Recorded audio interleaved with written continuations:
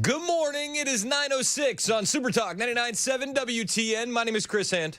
The show's brought to you by our friends at Better Water LLC, water filtration systems, water softeners, betterwater.com. Mason, if you're listening in your car, you're late. So, sorry. Yeah. I'm playing catch up. We love you. Drive safe. I was actually talking to Sam off the air right before we got on, and I had a bit of an epiphany as I'm seeing this grand entrance of Donald Trump into China, where they have all the little children waving all the flags synchronized. That's what everything's synchronized. It's like, yeah. Are you saying we should do that for Mason when he gets here on time? I wish we had enough. I wish we had enough people to do that. We should. Wouldn't that be awesome? Isn't there like an education center around the corner? Let's go rent the kids. Oh, is there a Leering Center nearby? There's a Leering Center nearby. Many such cases. So anyway, I had this a bit of an epiphany. As he's walking out and he's in mainland China, he's about to hop in the beast. Everybody's excited. It's like a grand entrance. It's about 10 o'clock at night in China. 10 o'clock, 10 p.m. in China. And I realized I think the president is actually safer walking around in China than he is walking around in America. And I thought, that is a hell of an indictment on our country, isn't it? This is how bad things have gotten. It is safer for President Trump. He could probably walk around without security in China. China? He could. Can't do that in America. Isn't that crazy? Does anybody else think that's crazy? I don't know. Maybe I'm dwelling on it too much, but I think that is a wild fact that can't be disputed. He's almost 100% safer today in China than he would have been roaming about the U.S.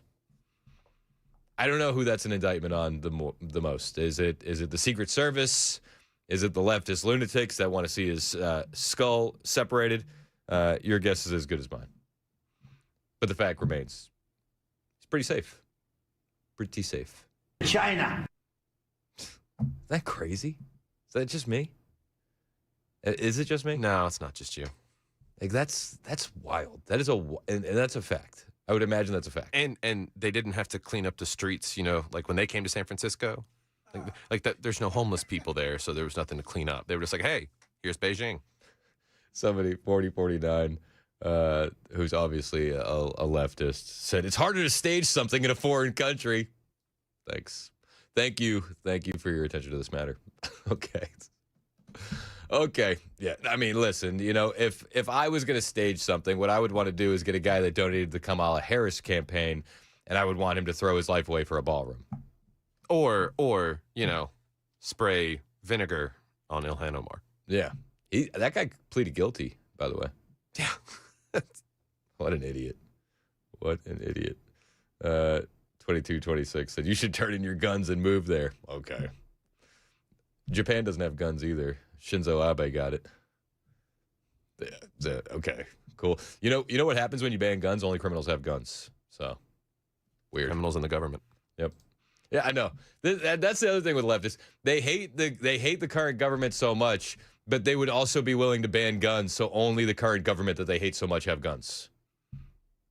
Rules for thee and not for me. Make it make sense. All right, so we're watching the president enter to China, and everybody's pretty excited. We're not going to get anything out of this today. We're probably going to get it out tomorrow as the high stakes meetings take place. But we'll bring you all the latest here on the China talks as everything progresses in China, and we'll be covering it all day. And myself, Matt Murphy, Chad Benson, Dan Mandis will cover it tomorrow if he's here. I heard that he's thinking about taking some time off. That's probably aiming more for Friday. Joan's grandchild is leading the in utero race right now. Lazy. These guys. Those Mandis genes. I'm like, dude, it's not your kid. Why you got to take time off? Just wait for the weekend. It's only his grandchild. And it's his second grandchild. Yeah, he's already got one. He's got one. Do you need a second one? Yeah, well, you do. I mean, we got to get past replacement rate. China. So Donald Trump went into China where you're only allowed to have one grandchild, actually, fun fact. And he was welcomed by a bunch of people waving their flags in synchronicity.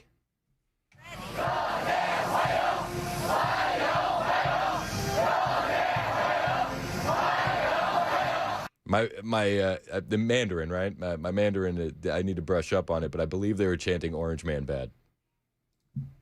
I think so.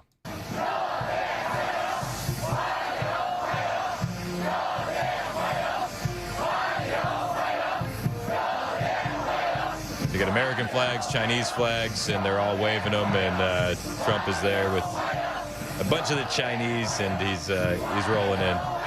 Elon Musk, Eric Trump behind him, Laura Trump behind him as well, and he's making his way from Air Force One to the Beast as the Chinese delegation welcomes Donald Trump in Beijing.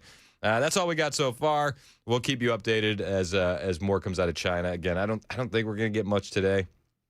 I could be wrong. I'm open to being wrong. It's happened before.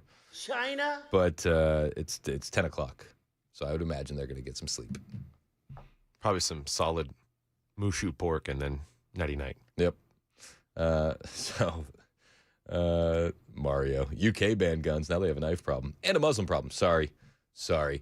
Here's the thing. Speaking of the UK, and I'm not going to pretend to be an expert on UK politics, but Keir Starmer's on his way out. He lost so much ground, massive election losses in the Labour Party to Reform and one other party. I don't know. Everybody that's like, oh, why don't we have more than two parties in the United States? It's like, look at the mess that you have over in England. If you want that to be your future, by all means, have at it. But Keir Starmer, he had big losses in his election, and I'm not going to pretend that I know all the intricate details of British politics, but I will tell you, I can spot an abject failure when I see one, and Keir Starmer has been an abject failure as they allow what was once a beacon of Western civilization be absolutely, literally and culturally invaded by Muslims from all over the Middle East and North Africa. They have created Sharia no-go zones. They have had the Muslim rape gangs. 1,300, 1,400, 1,500, thousands of kids in just one town or the other. And then the officials have covered them up. Keir Starmer is also one of those officials. And I would say good riddance. Cheerio, Keir Starmer. Sorry, but this is just the reality of England.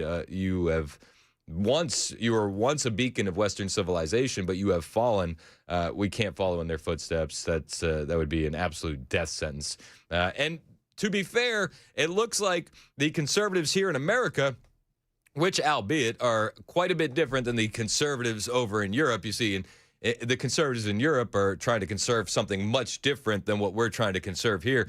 But the conservatives in America, we've been doing a great job to make sure that we stay a free nation. And it really has a lot to do with the redistricting wars as we head towards the midterms. It has absolutely brightened my day when I saw what happened yesterday as the Tennessee Speaker of the House removed all of the Democrat lawmakers from all of their committee assignments, these lunatics who acted like thugs.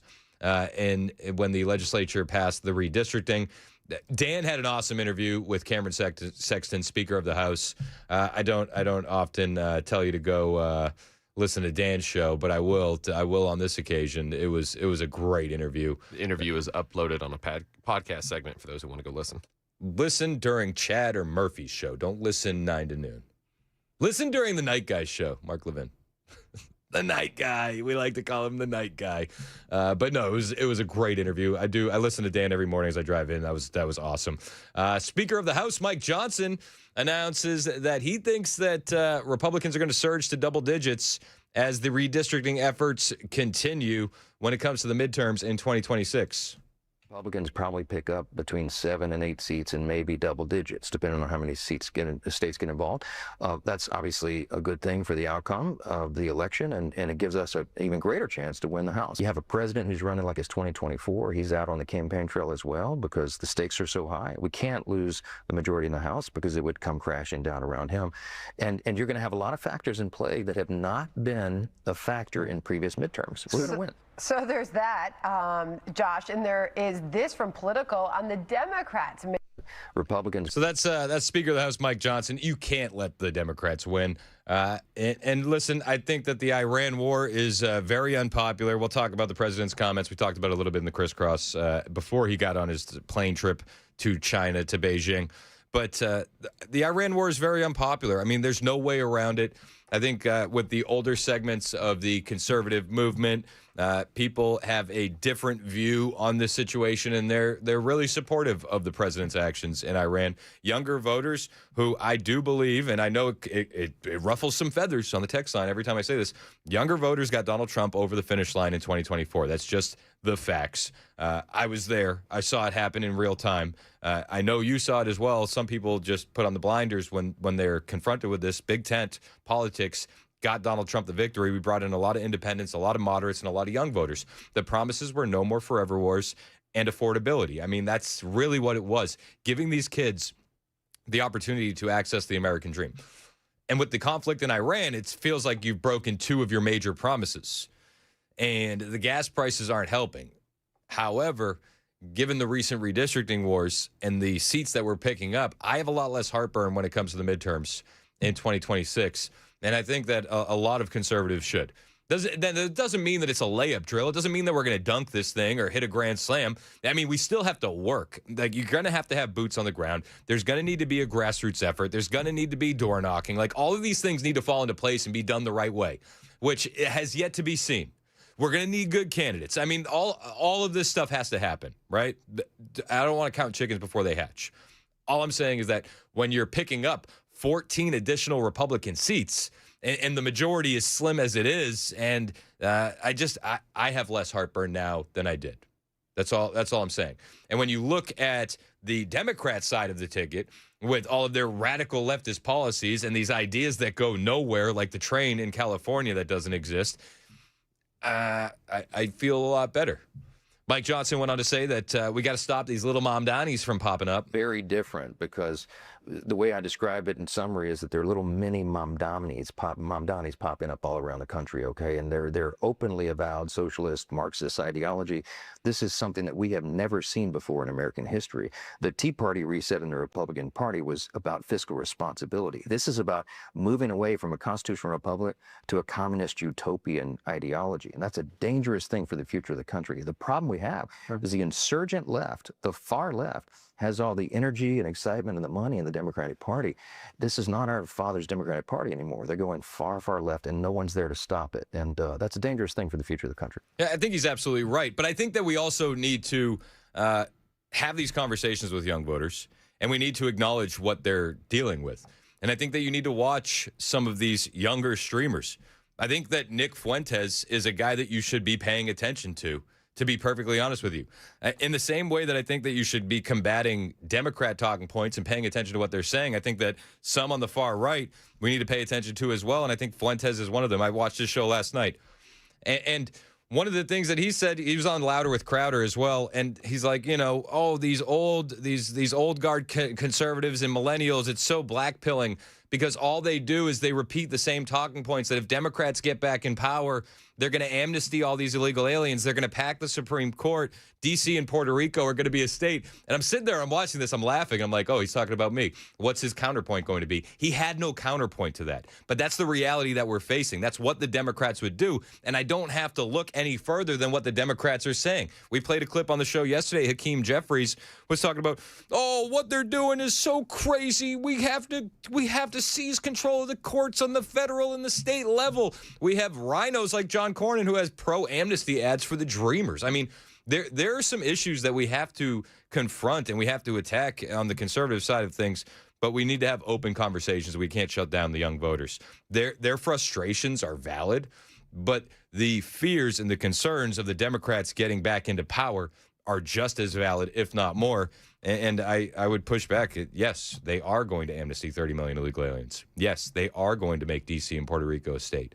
And when these new streamers are going against it, and I think Fuentes believes what he's talking about, but he's just talking.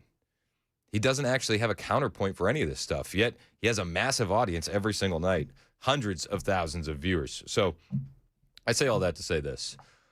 I have less heartburn about the midterms, but we do need to talk about affordability. We do need to talk about the forever wars. We do need to address the concerns of younger voters, and we can't do it by just brushing off their concerns. We need to be honest about it. Now, one of the things that we also need to do at the same time is be honest about the mainstream media and their framing. Before Donald Trump got on the plane yesterday, he was asked, as far as negotiations with Iran go, how does the Americans' financial situation play into your negotiations? And he goes, I don't think about the American financial situation at all. Now, everybody clipped that, and they hyperventilated on this one thing. And even conservatives were messaging me this quote completely out of context. I'm like, guys, what are you doing? Like, obviously, he's not going to let that be a main point of negotiations with Iran. He's not going to let that be a leverage point for the IRGC. Like, it makes total sense.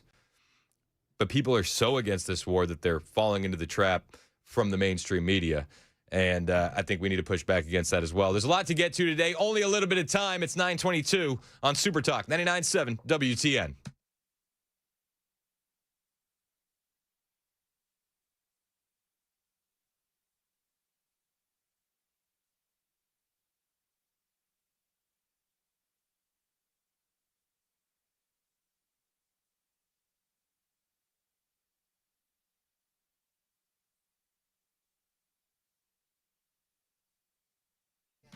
Hey, what's up? It's Chris Hand here from my friend Shane Ring over at Cover Nash. Do you need health insurance, but you feel like you got to wait till the fall because of open enrollment? That's a myth. That's what the big guys want you to think. You don't have to wait for open enrollment. You can get covered today, right now. No waiting, no gimmicks with Shane Ring and Cover Nash. Now, if you missed open enrollment, again, no problem. They can get you covered. You lost your job coverage? That sucks. I get it, but Cover Nash can get you covered. If you're sick of overpriced junk insurance, or you're not even sure if your insurance is junk and overpriced, well, you're in the right place. You should talk to Shane Ring today. You see, Cover Nash partners with over 75 top-rated insurance companies, including brand new nationwide PPO plans with deductibles as low as $250, flat $50 doctor visits, ACA-compliant plans with free preventative care.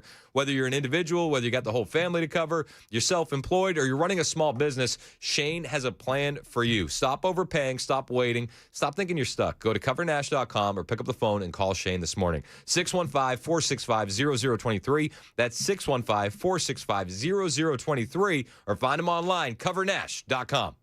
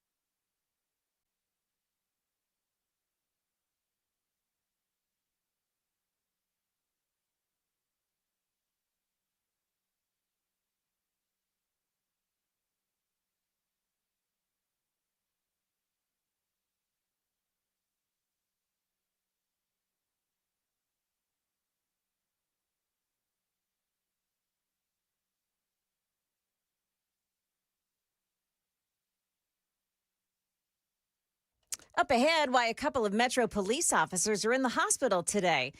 That's at 9:30 on Super Talk 99.7 WTN. 28 minutes past the hour, Super Talk 99.7 WTN. My name is Chris Hand. Van Gogh listeners out in full force. They're ootin' the boot. So I'm getting a lot of texts. It's not just Randy texted in. I got a lot of texts like this. So, Chris, you think this 2-month-long war is forever? Like, no, obviously not. What are we at, day 75? No. I'm just telling you what the conversation is online, what the promises were on the campaign trail. Not in the grand scheme of things at all is this a forever war. Yet. But I think there's a lot of heartburn because everybody has a little bit of PTSD from what we saw in Iraq and Afghanistan. Remember when they said mission accomplished in Iraq? And then it went on for, what, another 15 years? I mean, let's be honest. And it's not even me. There are experts and articles and all this stuff being written that says this thing could stretch on for quite a while. I hope it's not the case. I pray it's not the case. And I'm going to continue trusting President Trump and his team to negotiate the right deal. But I'm just saying, I get why people are upset over this conflict. And I think that when you're looking at younger voters, talking to them like that is not going to win them back. You're just going to further the black pill. Like, we have to acknowledge the issues that they're talking about, and then we have to calmly respond. That's what we have to do as conservatives. Otherwise, we're going to lose them. And if we lose a huge voting block, we're going to lose elections. So, like, just saying you don't know what you're talking about and wishing it away isn't going to fix anything. It's just not. I'm just being perfectly honest with you. I got another texter that said, who was it? Said, both you and Chad have done the same thing. Example, you both took Trump's statement about the Epstein hoax out of context. Okay, I don't know what Chad said on the Epstein hoax, but I've literally pushed back on the media taking Trump's statements out of context constantly, including in the last segment when I was talking about, I don't care about Americans' financial well-being. Like, I just pushed back on that. On the Epstein hoax, I have consistently and constantly defended Donald Trump when it comes to the Epstein files. That being said, I'd still like to see some people in silver bracelets, and I think a lot of Americans would. We'll talk a little bit more about this on the other side. I'll bring you those comments that were taken out of context by the media as we continue. While he was getting on his plane to head to Beijing, he stopped and he talked with the press like he always does. Donald Trump has talked to the press more in this first year and change in the office than Joe Biden did in his entire 4 years. Not even close. He's constantly answering questions. He's constantly being as transparent as he can be. And that does leave him susceptible for media hoaxes. Another one was perpetrated yesterday. We'll talk about it when we get back. 9:31 on Super Talk 99.7 WTN.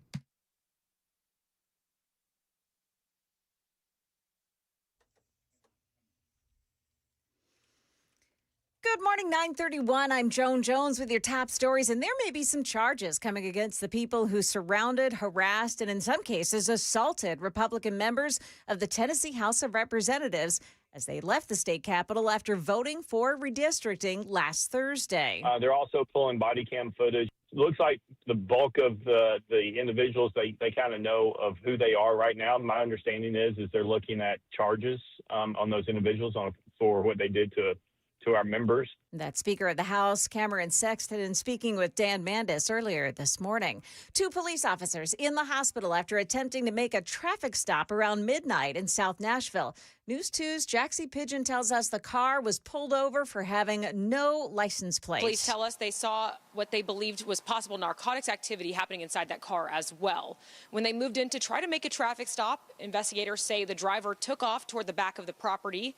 While trying to escape, police say the driver hit one marked patrol car, then struck a second police vehicle, causing significant damage. Investigators at the scene tell us 2 officers were taken to the hospital as a precaution. The area of Murfreesboro Pike and Spence Lane is where this happened. A new report says more immigrants are choosing to leave the U.S. voluntarily as immigration enforcement intensifies. It suggests fear of detention and deportation may be driving many to just give up their cases. The Vera Institute of Justice says voluntary departures in immigration court have surged during the Trump administration's crackdown on immigration.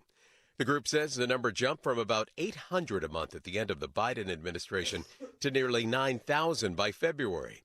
The researchers say many people accepting those departures may still qualify to remain legally in the United States, but harsh detention conditions and limited access to lawyers are pushing them to leave anyway. Dave Packer, ABC News. That is the latest news, traffic, and weather next. I'm Joan Jones, WTN News.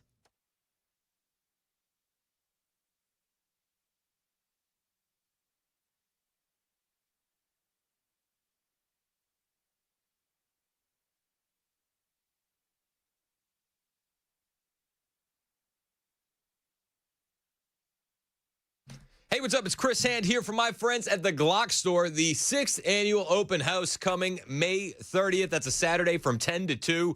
Myself, Dan Mandis, Matt Murphy, we're going to be there. We've been talking about how awesome it is. They always have the best vendors. They always have shooting competitions. It's always a lot of fun. Great speakers as well.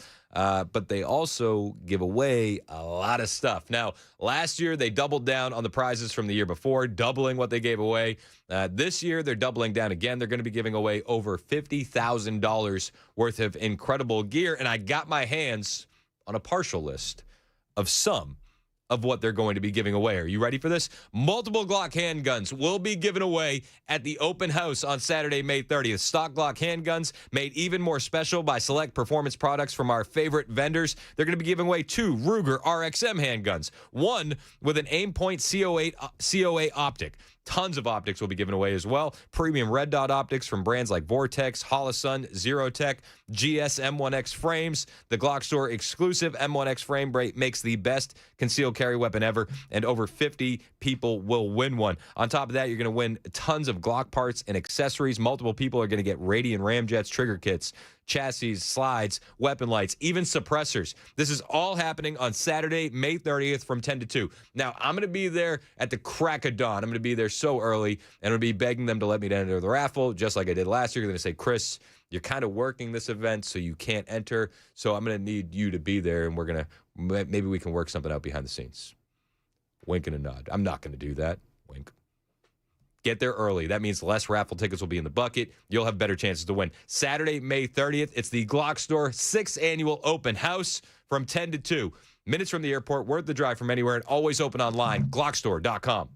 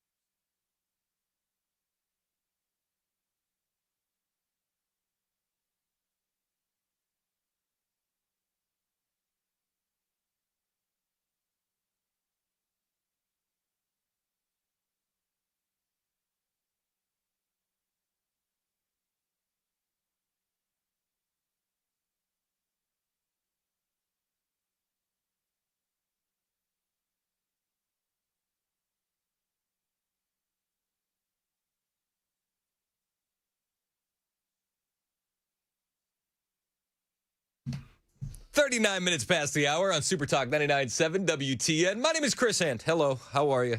Show's brought to you by Better Water LLC. Water filtration systems, water softeners, betterwater.com.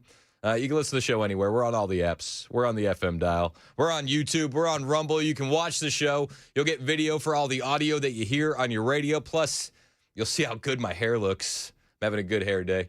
A lot of people in the audience having a case of the Wednesdays. I don't know what I did to make everybody so upset.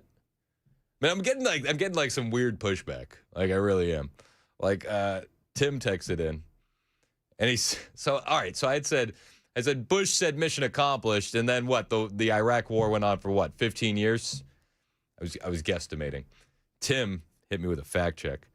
He said early 2026, the U.S. completed a full withdrawal from military facilities within Iraq's federal territory. Not 15 years, Chris. Okay. But Bush said mission accomplished in 2003. 13 years. You got me. Damn. How will I ever recover? I don't know. I'm sorry. I love you, Tim. I don't mean to pick on you. I don't know. Oh, how can I make it through the next 2.5 hours? You're not that guy, pal. Trust me. You're not that guy. It was a devastating fact check. So, okay, got me. And a lot of people are like, dude, you were against Trump with the Epstein hoax in the beginning. It's like, okay, so I rightfully called him out and critiqued him when he said that it was a hoax, and if you believe in it, you're not one of my supporters. I called out a self-inflicted flub by the president. All of his biggest wounds in this second term have been self-inflicted. It's far from me to want accountability and silver bracelets for individuals that were a part of the largest blackmail scandal, I believe, in American history. You want people arrested for having sex and raping minors. That's anti-Trump, I guess. I don't know. I've also consistently defended Trump on the Epstein stuff, so miss me with the BS. I'm calling balls and strikes here. Be mad. And I'm going to continue calling balls and strikes. Yesterday, before Donald Trump got on the plane, there was a question from a reporter where she said, on the Iran war, what extent are Americans' financial situations motivating you to make a deal? Donald Trump answered this, and I think he answered it the right way. He said, not even a little bit. I don't think about Americans' financial situation. Every left-wing mainstream media outlet has clipped it, removed the front question, and ran the headline of Donald Trump saying, I don't think about Americans' financial situation. This is a left-wing media hoax. Full stop. This is what we're fighting against. And I had conservatives sending me this because that's how unpopular the Iran war is right now. And everybody's like, dude, is this for real? I had a friend, a good friend here at the office, sent me it from News Channel 5, where, the bastion of reporting that's where Phil Williams is, right? NC5. When they're not investigating white supremacy, they're running factual articles on Donald Trump. Sure. But the headline was there. There wasn't even a clip. There wasn't even a clip associated with it. It was just a quote, and it just said, I don't think about Americans' financial situation. And I'm like, guys, I didn't even hear the clip before people started sending me it because I was at baseball last night. My son did an awesome job pitching, by the way. First time. Very proud. We got the break speed off us by the team, not going to lie, by the team we played. But when we walked out of there, it felt like we won. So it was a moral victory. And you don't have to do that. We don't do that. Antoine's training. And he's really eager to hit the hotkeys. But I'll get you in on the frogs are gay here in a little bit. We'll do that one. And then we'll work in some China later. Like, those are the ones I like. Maybe people be texting. Maybe we'll drop a people be texting or something like that. I've been getting a lot of text messages. People do be texting. People be texting. It's true. See, doesn't that flow more, Antoine? It's all about the flow, bud. So anyway, before I even saw this clip, I have conservatives sending it to me because the Iran war is that unpopular. And it's that unpopular with conservatives. And partially because of the gas prices. I mean, I don't think anybody would give a damn if the price of the pump wasn't going crazy. If we weren't paying $4 a gallon for gas, I don't think anybody would honestly give a crap what's happening in the Middle East. And I don't think many Americans really do care about Iran or the Iranian people as much as there's emotional propaganda about out there. But will someone think of the people? Will someone think of the protesters? It's like, honestly, I don't care. Like, I know that's harsh, but I don't. And I don't think that I should have to care about Iranian protesters. I don't think I should have to care about Iranians. We have American veterans that sleep on the streets. We have American veterans that are having an abhorrent suicide rate in this country. We have American veterans that are getting passed over at the VA under Joe Biden for illegal aliens. Like, no, like the Iranian people, least of my concerns. And that might seem harsh, but that's just the reality. The main reason why people don't like this war is because of how it's affecting their everyday life. And they're quick to jump at this kind of stuff. Now, the question really dictated the answer. And the question was, how does that impact your negotiations? This is the clip. When you're negotiating with Iran, Mr. President, to what extent are Americans' financial situations motivating you to make a deal? When you're negotiating with Iran, to what extent are Americans' financial situation motivating you to make a deal? That's the question. Everybody clipped out the question. When you're negotiating with Iran, to what extent are Americans' financial situation motivating you to make a deal? That's important context, my friends. And you know, I had a conservative friend here in the office. I like him a lot. He sent me the clip. He sent me the headline. It wasn't even a clip. He sent me it on X. And I mean, and I'm like, guys, look, this is what it looked like. And of course, NC5, they have to post the photo with Donald Trump with his hair all flipping in the air. It's flipping in the air from the helicopter from Marine One. And so they can't even post a good photo of him. And this is, I'm supposed to jump at this and say, what? Oh my gosh, how terrible. Trump on Iran talks. I don't think about Americans' financial situation. Oh my gosh. We can't keep letting him get away with it. What are we supposed to do? Are we supposed to let Iran have a leverage point in negotiations? Is that what we're supposed to do? Is that what you want the president to do, to be able to be bent over a barrel by the IRGC in negotiations? Whether you like the war or not, we need to be negotiating from a position of strength. And that's something that Donald Trump has proved time and time and time again that he is going to do. I'm not the biggest fan of the war. This is a media hoax. This was the president's answer. Not even a little bit. The only thing that matters when I'm talking about Iran, they can't have a nuclear weapon. I don't think about Americans' financial situation. I don't think about anybody. I think about one thing. We cannot let Iran have a nuclear weapon. That's consistently been his position on negotiating with Iran. Consistently. But they'll tell us that the orange man is bad and he doesn't care about your pain. Now, meanwhile, while gas prices were going up under Democratic leadership, they said good. They said good, my friends. They said this is a good thing because it'll get you stupid idiots off of fossil fuels and into an electric vehicle. They said good. Their high gas prices were because of policy, my friends. This is because of a conflict. Once the conflict's over, I believe gas prices will go down. Again, up like a rocket, down like a feather. It's going to take some time, and I think that we need to acknowledge that and be honest about that. But this isn't being honest about the president's comments. And the way the media is framing it, it's ruffling a lot of feathers. This is the clip one more time, full clip from the question to the answer. When you're negotiating with Iran, Mr. President, to what extent are Americans' financial situations motivating you to make a deal? Not even a little bit. The only thing that matters when I'm talking about Iran, they can't have a nuclear weapon. I don't think about Americans' financial situation. I don't think about anybody. I think about one thing. We cannot let Iran have a nuclear weapon. That's all. He answered the question the way it was asked. You know what would help this if he took the media approach of Joe Biden and answered no questions for the press.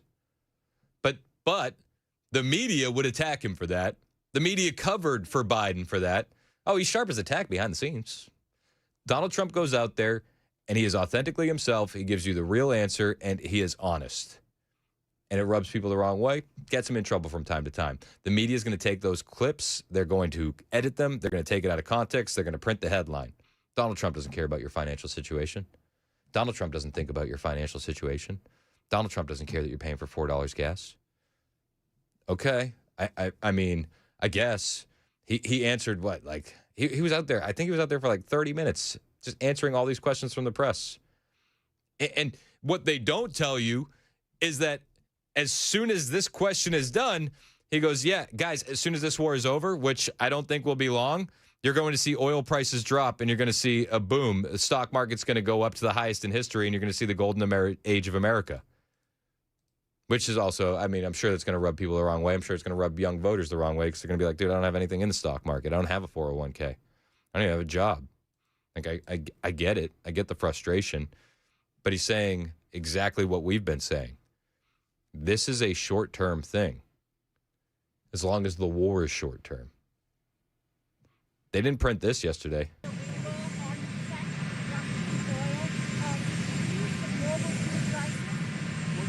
Do whatever is necessary, and as soon as this war is over, which will not be long, you're going to see oil prices drop, and you're going to see a stock market, which is already at the highest point in history, go through the roof.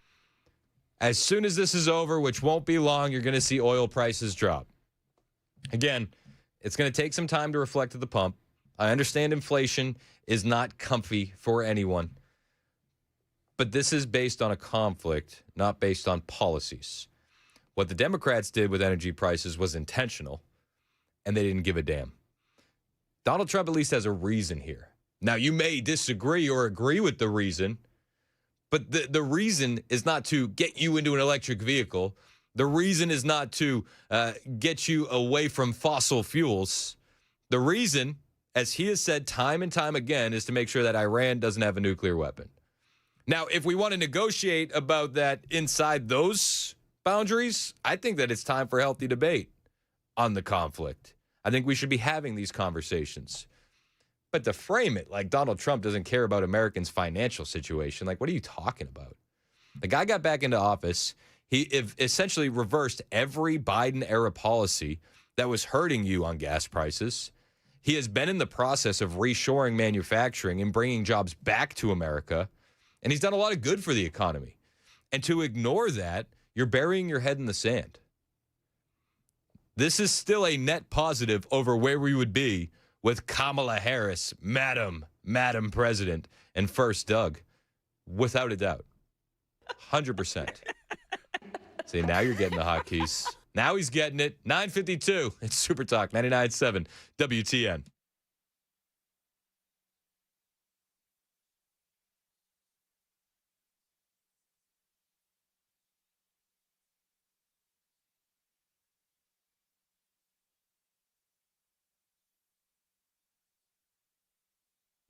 Hey, what's up? It's Chris Hand here from my friends at USS, United Structural Systems. If you're noticing cracks in your walls, uneven floors, or maybe your driveway is starting to sink, it's not just a home issue, it's a peace of mind issue, and who you trust to fix it really does matter. This is why I'm going to recommend to you my friends at United Structural Systems. They've been doing work just like this since 1994. Decades of experience right here in Tennessee. How have they stayed around for this long? Well, because they do business the right way. No scare tactics, no quick fixes, just real inspections, honest answers, and solutions that are built to last. Whether it's foundation repair, crawl space issues, or concrete leveling for your driveway or patio, USS is using engineered systems for long-term performance, not temporary patches. This matters. And here's what stands out. If you don't need the work, they tell you. They just say, you're good. You're good. They're not sending a sales guy worried about quota. They're sending an expert who's going to give you the real deal. If you do need some help, they'll show you exactly why before anything starts. Right now, they're offering 24 months, no interest financing now through the end of June. Don't wait, because waiting could always cost you more. Visit USSTN.com or pick up the phone and call them today. 615-488-7855. 615-488-7855. It's United Structural Systems, committed to their customers, invested in what matters most. We are USS, USSTN.com.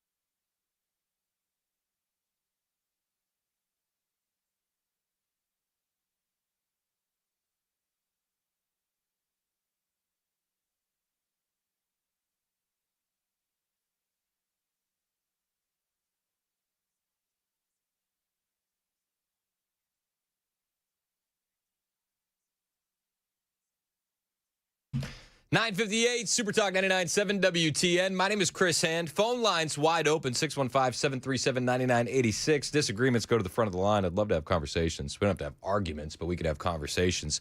My friend Brian is on the road. Real quick, Brian, what do you got? What's up, brother? I was just thinking how funny it would be for a clip to come out or a meme or something where they're asking Biden before he gets on. Well, he didn't know where he was going most of the time, so they point him around. But just say, how much does the wind blowing affect the decisions that you make? And his answer, of course, would be it affects it a lot. You know, the wind blowing for him is like an Iran war. It's about as important as he would ever see. I just was thinking how funny that would be because of the stupid questions they ask our president. Yeah, I mean, but I think context matters. Like, the question was about how does it impact your negotiations, not how much do you think about Americans' financial situation. Like, no, I get that. I get that. But the clip, like you say, the way they clipped it, it was just a general question, had nothing to do with where he was going and what he was doing. And just like he told them, leaned in and said, "You're a stupid person." Yep. You know, he's the only one with balls in that whole White House. That's not true. There's a lot of them with him, but they're just not as big as his. That's for sure. I'm with you, Brian, and I appreciate the call. 615-737-9986. I got a lot of people that are texting in mean things, and I tell them all. I say, call in. This is what I do. I'll respond thoughtfully, and then I'll say, call in, and then they don't call in. I like disagreement. I like conversation. You're welcome to have one with me. 615-737-9986. If you don't want to do that, on the way, we'll talk a little bit more about redistricting. We'll dive in on some of the Spencer Pratt stuff. And there's a lot more fraud happening in the United States. Spoiler alert, it's the Somalis. 10 o'clock, Super Talk, 99.7 WTN.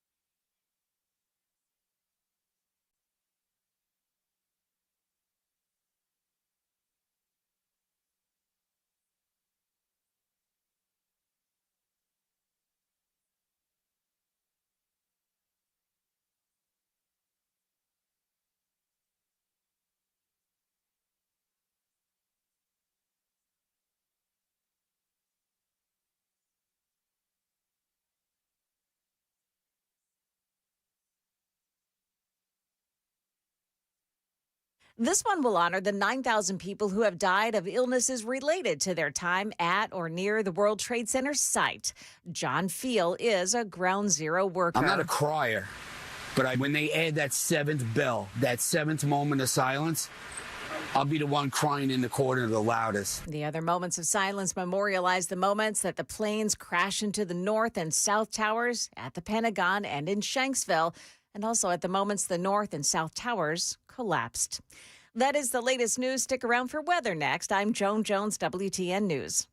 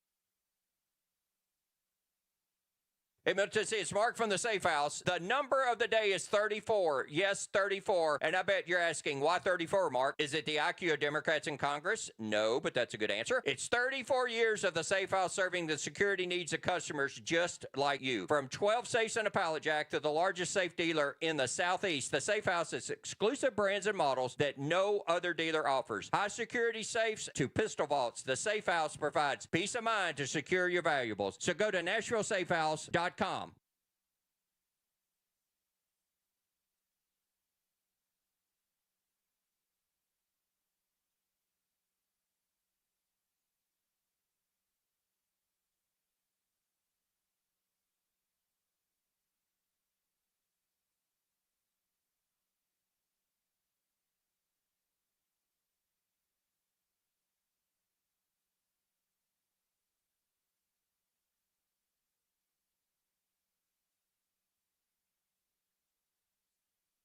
WSMV4 First Alert Meteorologist Stefano DiPietro. Another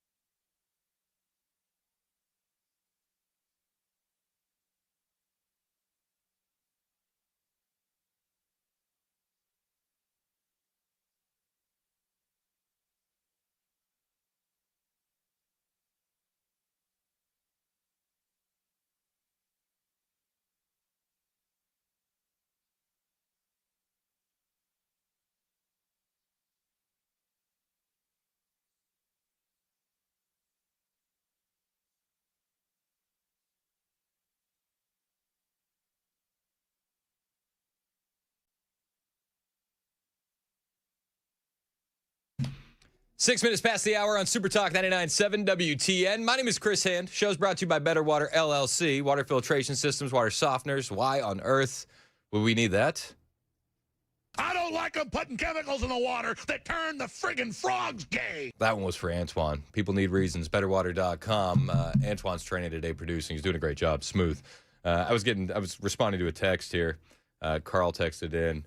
The gist of his text was that Donald Trump has a big ego and he doesn't care about American citizens. So I just wrote back. I said, Trump doesn't care about American citizens. And I sent him a link to Sheridan Gorman's family, who said that Donald Trump took time out of his day to call them because their daughter was killed by an illegal alien in Chicago, Illinois. Yeah, Donald Trump doesn't care about American citizens at all. Not one bit. Never happened. I like people disagreeing. I like conversations. If you disagree, 615-737-9986. Brad in Nashville disagrees on Iran. What's up, Brad? How are you, man? Hey, Chris. Thanks for having me on. Yeah, I got several friends and employees that are from Iran. Okay. And I had one employee in particular. She had a cousin who was in part of the protests. You know, they ran themselves into the house. They took him, his wife, his kids, and his parents, and they haven't heard from him since. So this is in relation to my comments where I said, like, I don't really care about Iranian protesters, and I don't know why that should be my issue. Yeah. I mean, but I would just say, like, this stuff happens all over the place. I'm much more concerned about the Christians in Nigeria that are being persecuted than I am about the Iranians. Why can't we be concerned and try to change both? Well, I don't know if necessarily we should be changing anything until we have our affairs in order over here. I mean, we give foreign aid to like 170 something countries out of 190 in the world. Like, it's not working. We still have homeless veterans on our streets. The suicide epidemic among veterans is crazy. We have cities in our country that look like zombie wastelands, and everybody's doing the fentanyl lean. I mean, you can walk downtown Nashville, and we'll see all these homeless. We'll see all the street juice. We'll see all the smells. Why do we think that we should be changing the world before we clean our own room? I understand that completely. I think we could do both. I think we have two hands. I think we can do both. I mean, but until we show that we can do the first thing, which is fix America and our major cities and get our veterans taken care of, like, I don't have a lot of room for, empathy. I'll put it this way. Like, I have I know that there are hungry kids out there, but my job is to feed my kids. Right. So, would it be appropriate for me to say, guys, we're going down to 2 meals because the neighbors are having a tough time paying their mortgage, and we're going to be hungry at night because we need to feed their kids? I understand what you're saying, but why couldn't you share both instead of alleviating one? Share. I guess my thing is, like, in your scenario, we are doing both. In the reality, we're doing neither. No, I think we need to do a better job at it. But until we can do a better job here at home, how are we supposed to do it on the world stage? If we can't set the example here, how can we be the example there? 5237 texted and said, "Oh, by the way, the neighbors are drug addicts and they spent all their money on drugs." I mean, like, this is, you know what I mean? Like, what are we doing? Like, I understand, and I think that you're coming from a good place, and I don't mean to beat you down. Like, I think that empathy and that kind of stuff is good, but I think that you can quickly cross a line into toxic empathy where you're hurting yourself more than you're helping anyone else. I get it. Well, I don't have an issue with it. I'm happy to get rid of the people who are creating a problem. Yeah, listen, I think we're a lot closer to the same side than we are far apart, and I do appreciate the call. Let's go to Steven on the road. What's up? Boom shakalaka. That was a mic drop moment for you, dude. Well, that was right on point right there. I mean, I wasn't trying to mic drop on him or dunk on him or anything like that. I'm just talking, and I'm glad that people call and disagree. I like conversations. You got the right vision. I mean, I would say Chris Hand for the next Nashville mayor, dude. I'd like to see you jump in that one. That'd be good. That is too big of a mess. I got no way, Jose. Not for me. Okay. Well, I will support anybody that wants to be the Spencer Pratt of Nashville, though, and give them copious amounts of good press. Well, we just need somebody with the right head and the right vision, man, and make it all work. So yeah, but no, I wanted to just bring up something about this Trump-Chinese summit. This is a really big moment for us. We're either going to shift into high gear or we're going to have to shift into low gear, one of the two, after this meeting. But I'm just trying to get your take on, because it is linked to Iran in a big way, amongst other things. But the most important part of this is Iran. So hopefully Trump is going to go in there and because China really needs that straight big time. So if he can get them to force this regime change, because I'm still hammering on that same nail, man. I mean, whatever, the dust, all that, all this other stuff, the nuclear stuff, the this, the that, there has to be a regime change. You can't leave those people in power and let them continue to sell that oil and put money back in their pockets and kill their own people, because that's what they're going to do. They're just going to keep killing their people. Yeah. They're going to get rich and they're going to buy nukes or whatever. If they can't build them in time, they're just going to buy them. So the threat is not eliminated until it is a regime change, final through and through. So you don't consider you don't consider the 3 levels of leadership that we've already taken out regime change? Yeah, but there's still more. I mean, there's still remnants. They're still there. There's still evidently. There's still some people. I guess I would just push back on. I guess I would just push back on that and be like, you're going to create a vacuum, and there's hundreds of thousands of these IRGC guys. So at a certain point, we do need to find some common ground and start negotiating. We're not going to be able to take them. We're not going to be able to take them all out. Well, they're not going to change their minds, man. The warlords that are in charge of all that stuff right now, they're not going to simply change their minds. They want revenge now. Now they're really ticked off. But China is the opportunity that we need to help this negotiation surpass and to get this ball going, man, in the right direction that we need to start change for the people over there. So I'm just hoping and praying. I mean, what do you think about China's stance on that? Do you think they'll try to help, or I mean, what do you think? I don't know. I think it'll be interesting, and I appreciate the call, Steve. I mean, we have seen that, Russia was helping Iran. I'm sure China's been helping them a little bit. Donald Trump was asked about this yesterday on China and if they're going to be talking about Iran at all. To President Xi as it relates to the Iran war? Well, I think, number one, we're going to have a long talk about it. I think he's been relatively good, to be honest with you. You look at the blockade, no problems. They get a lot of their oil from that area. We've had no problem, and he's been a friend of mine. He's been somebody that we get along with, and I think you're going to see that good things are going to happen. This is going to be a very exciting trip. A lot of good things are going to happen. So Trump has landed in China now. It's, 11 o'clock there. We'll probably get some news out of these meetings tomorrow at some point during the show.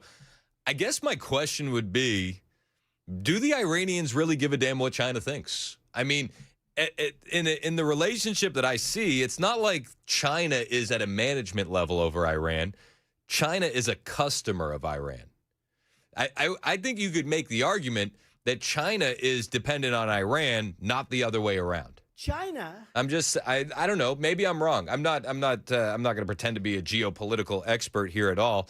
But when you talk about how much oil China gets from Iran, I think you could absolutely make the case that they're not exactly the boss.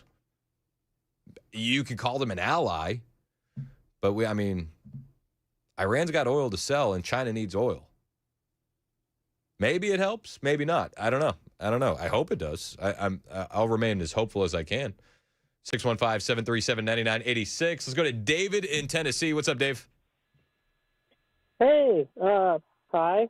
Thank you for having me. Big shout out to 99.7, Mark Levin, Chris Hand.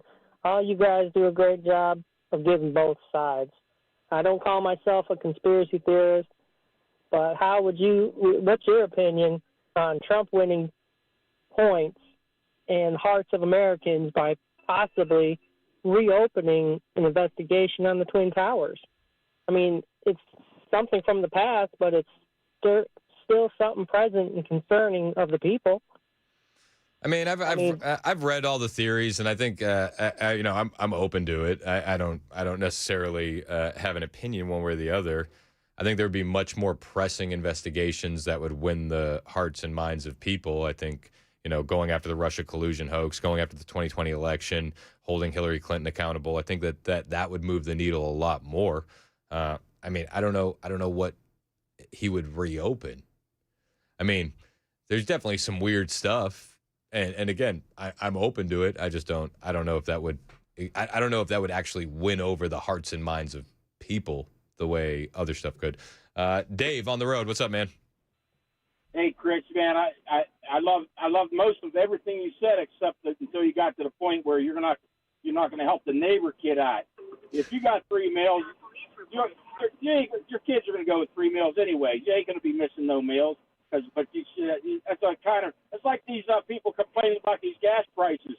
We have a chance of a lifetime. These people have been terrorizing the world forever. But this the Yinzer, transplant. But I can hear the Yinzer all in. I can hear the Yinzer all in your voice. I guess I would just say I was trying. It was an analogy, right? And I think we can all agree on that. If I had the means and ability, yeah, I'm gonna help out a kid. But it goes to like the airplane analogy as well. Like you got to put your oxygen mask on first, otherwise you're passing out, and then you can't help anybody. We're $39 trillion in debt. Like we have a lot of stuff that we need to fix here. And I'm not going to pretend for a second that I think that the Iranian people are more important to America than our veterans. Like, and I think as far as like an America First position goes, like we have to take care of our citizens first. Right now, the best thing we can do for the veterans is knock these IRGCs out, this Iranian National Guard, Reserve National Guard, knock them out. That'll help our veterans. I mean, yeah, but it's also, I mean, and you know, listen, and I'm kind of both siding this thing, but you can make the argument that the current veteran suicide epidemic is directly correlated to the Iraq and Afghanistan war, and if this thing goes on forever, we're staring down the barrel of another veteran suicide epidemic. In the longer 10 years. everybody cries about the gas prices, gives the Iranians more fuel to keep it going, and it will draw into a longer war because we're so limp-wristed. You know, a bunch of spineless people. We got a chance of a lifetime to change this world in the Middle East. But that's about what I got to say. But I love you, man. You're the best. I love you. You're awesome. I'm glad you brought that up about the whole thing with you don't care about the economy. Of course he does. Yeah, well, I mean, it's so stupid to say that he doesn't care about the economy. Like, literally, he had the most successful economy in recent history during his first term. This is what he does. He rebuilds the economy.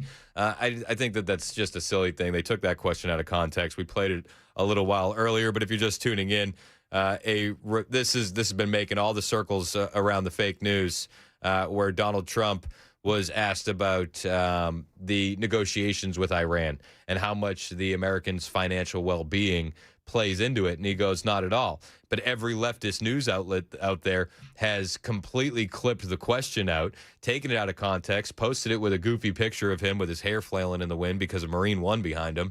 And the context matters. Context absolutely matters. This is the clip that our Yinzer friend was talking about. When you're negotiating with Iran, Mr. President, to what extent are Americans' financial situations motivating you to make a deal? Not even a little bit. The only thing that matters when I'm talking about Iran, they can't have a nuclear weapon. Oh, the humanity. Why won't you give Iran a leverage point in negotiations, Mr. President? You must really hate America. 1021 Super Talk 99.7 WTN.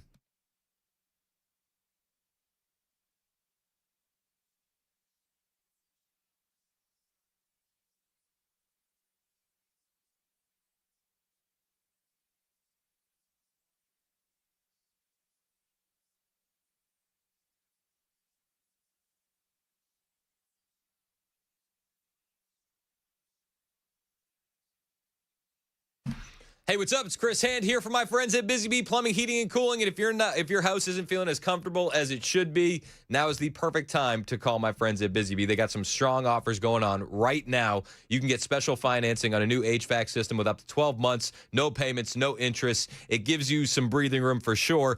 And here's the bonus. If you install that high-efficiency system, 17 SEER or higher, they'll throw in a free Yeti Tundra 45 cooler just in time for beach season. Not a bad deal at all. If you're more focused on air quality, well, they got you covered there too. You check out their Healthy Hive package. It includes an electronic air cleaner, a whole home UV system. Normally this thing's running you like $2,800, but right now you can get it for $22.99. And they'll even handle the TVA rebates for you, which means you're saving more money on top without having to do any of the paperwork. We're talking about $800 back on mini splits, $500 to $800 back on heat pumps, even $50 back on an AC tune-up. And if you've got plumbing issues, well, they got deals there too. $300 off whole home drain repipes, $500 off water distribution repipes. So whether it's heating, cooling, plumbing, Busy Bee, they're the company to call. 615-775-7833. 615-775-7833. Always online. BusyBeeHVAC.com.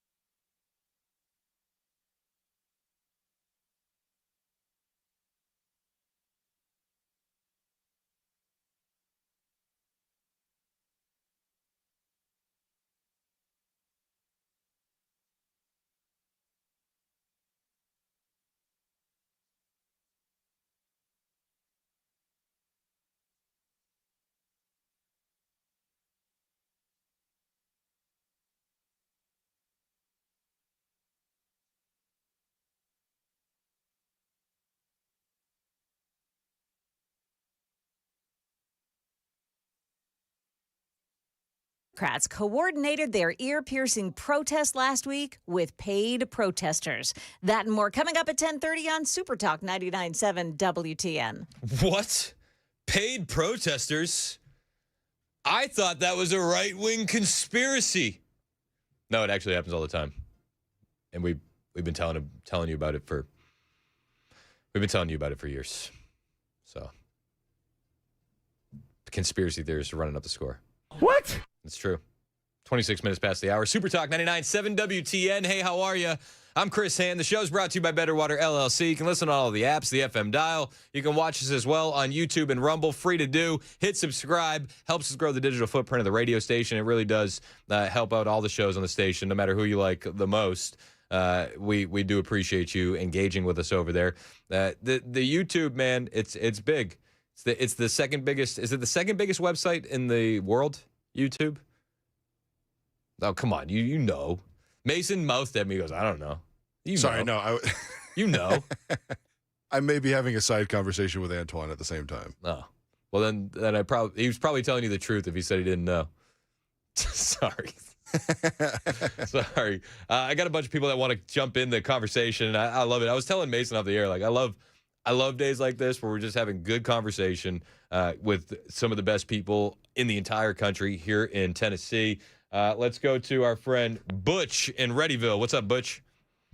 Hey, what's up, Matthew? You doing all right? Not Matthew. Oh, Chris, I just messed with you. Butch, I'm going to have to put you on hold, man. You're going to have to gather yourself. You're going to have to gather your thoughts before you come at me, bro. No, I'm just kidding. What's up? Oh, no, I just messed with you. Hey, listen, quick question. I was going to tell you, you know why the gas so high? Why?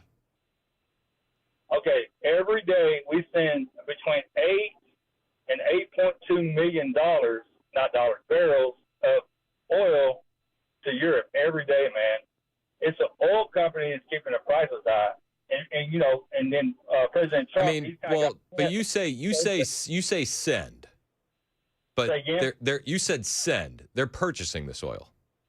Oh yes, sir, they are. But I'm saying, okay, remember how you say America first? Yes. So the oil companies, which are American oil companies, the only reason my dad was in the oil business, not the oil business, the oil business, he said gas should be 23 cents a gallon. But you have to understand, they got to make money, which I understand that. But they can make our gas lower and make everybody else higher. Just like I was in the military for a long time, and so in Kuwait, they went from 3 to 5 cents. The people had a nervous breakdown. So what I'm saying is, the oil companies kind of got President Trump over the barrel, the oil barrel, that is. So he can go in. There was one other president. I was trying to remember, man. I mean, I'm 62, but I can't remember exactly who it was that kind of fought the oil company and made them kind of break up the monopoly. And I'm not saying it's all the oil companies, but I'm saying they can do better for here and then, you know, everybody else. So it's not all President Trump. Yeah, nobody likes $4.50, $4.25 per barrel, but at the same time, it's not totally his fault. So when they say it's his fault, there's no way an HEW, that'd be the nice way to say it. So I guess you're of the opinion that the prices going up is completely manufactured by the oil companies.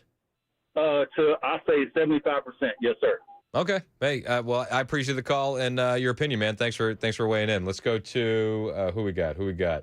Let's go to Gordy in Goodlettsville. What's up, Gordy? Hey, how you doing this morning, Chris? Good, man. How are you? Good. Hey, I got a question for you. When Trump says Iran cannot have a nuclear weapon, the next question that it would seem logical to me to ask, but nobody ever does because they don't want the answer, is why? There's 9 other countries that have nuclear weapons. Nobody ever says when Trump says Iran can't have a nuclear weapon. Well, it's because the mainstream media knows that the answer would be they're a radical Islamic death cult. Yeah. That's correct. Yeah. So, I mean, nobody asks that question. Well, it's because they know the answer. I mean, right. You know, we were playing that clip where he's like, I don't think about the American financial situation with negotiations at all. And it's like somebody texted in, they were like, that reporter was like, boom, got him. It's like, that's what they're looking for. They're looking for these headlines that they can bludgeon him. They don't want the actual truth because the truth makes everybody uncomfortable. Right. Nobody wants to address the fact that radical Islam or Islam is the problem. Islam is a political ideology masquerading as a religion where they follow a warlord that married a 6-year-old, and I'm tired of pretending it's not. Yep. That's exactly right. Thanks for the call, Gordy. I appreciate you. Let's go to Brandon in Nashville. What's up, Brandon? Hey, how's it going, Chris? Good, man. What's up? I think we're from the same generation. I'm 35, and Yes, I sir. don't think I've disagreed with you once on the radio. Man, us millennials, we got to stick together, Brandon. That's right. I love that you're on this radio station now. I love it. Thanks, man. I Anyway, appreciate you. what I was going to say is, I grew up here in America's number one. America's got the best Air Force, military, everything. We have the best of everything. Now, I'm going to be a little hyperbolic, but why are we still over there? Why are we still fighting with guys in flip-flops and dresses? It makes no sense. We're number one. Why can't we just go in and take out these little speedboats? Yeah. Apparently, we took out the whole Navy. Why are we still there?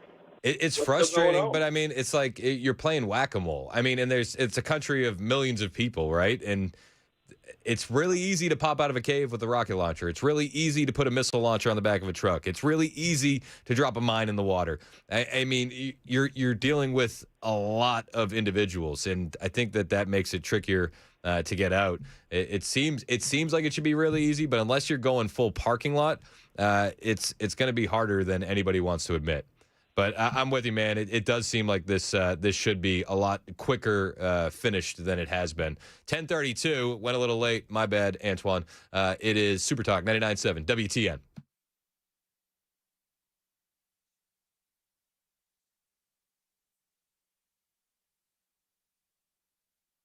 I'm Joan Jones with your top stories. Democrats in the Tennessee House of Representatives removed from their committee assignments by Speaker of the House Cameron Sexton. He told Dan Mandis this morning that the overwhelming ear-piercing protest was coordinated with paid protesters in the gallery. When the Democrats put in earplugs, that means there's coordination with the gallery, and they know the sound devices that are up there, and they know what's going on, and it was all coordinated. And so that takes it to a whole new level that we haven't seen on the House floor.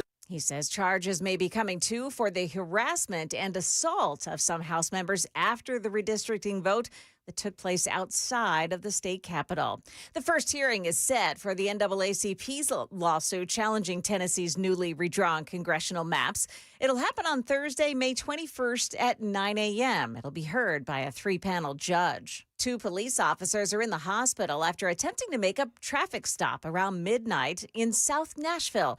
News 2's Jaxie Pigeon says that car was pulled over for having no license plates. Police tell us they saw what they believed was possible narcotics activity happening inside that car as well. When they moved in to try to make a traffic stop, investigators say the driver took off toward the back of the property. While trying to escape, police say the driver hit one marked patrol car, then struck a second police vehicle, causing significant damage. Investigators at the scene tell us 2 officers were taken to the hospital as a precaution. This happened at Murfreesboro Pike and Spence Lane. That's the latest news. Stick around for weather next. I'm Joan Jones, WTN News.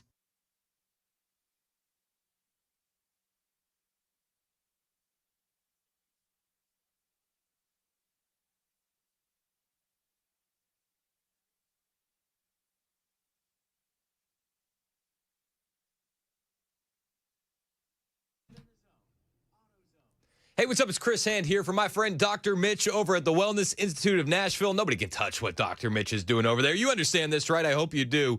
When it comes to healing and cutting-edge technology, it's the best at the Wellness Institute of Nashville, and they've done it again. Dr. Mitch has introduced the brand-new Medical Bay 1. This is a futuristic healing machine designed by Dr. Mitch himself. You sit back like you're in a spaceship getting a full-body massage while red light, near-infrared, and photon wavelengths light up your cells for real healing, exactly how God designed them to respond. It's stimulating your stem cells for real tissue regeneration, epic healing that you can't get anywhere else. And don't forget, that's not all they have. They have non-surgical spinal decompression, and they'll never offer surgery, injections, or painkillers. They're only bringing to the table real relief. Right now, they're running their Epic Spinal Special, which means $33 off each and every visit. Launch your pain-free voyage today at painisbad.com or call 615-246-5009. Painisbad.com or 615-246-5009. Go see them. Get back to a pain-free life today. Painisbad.com.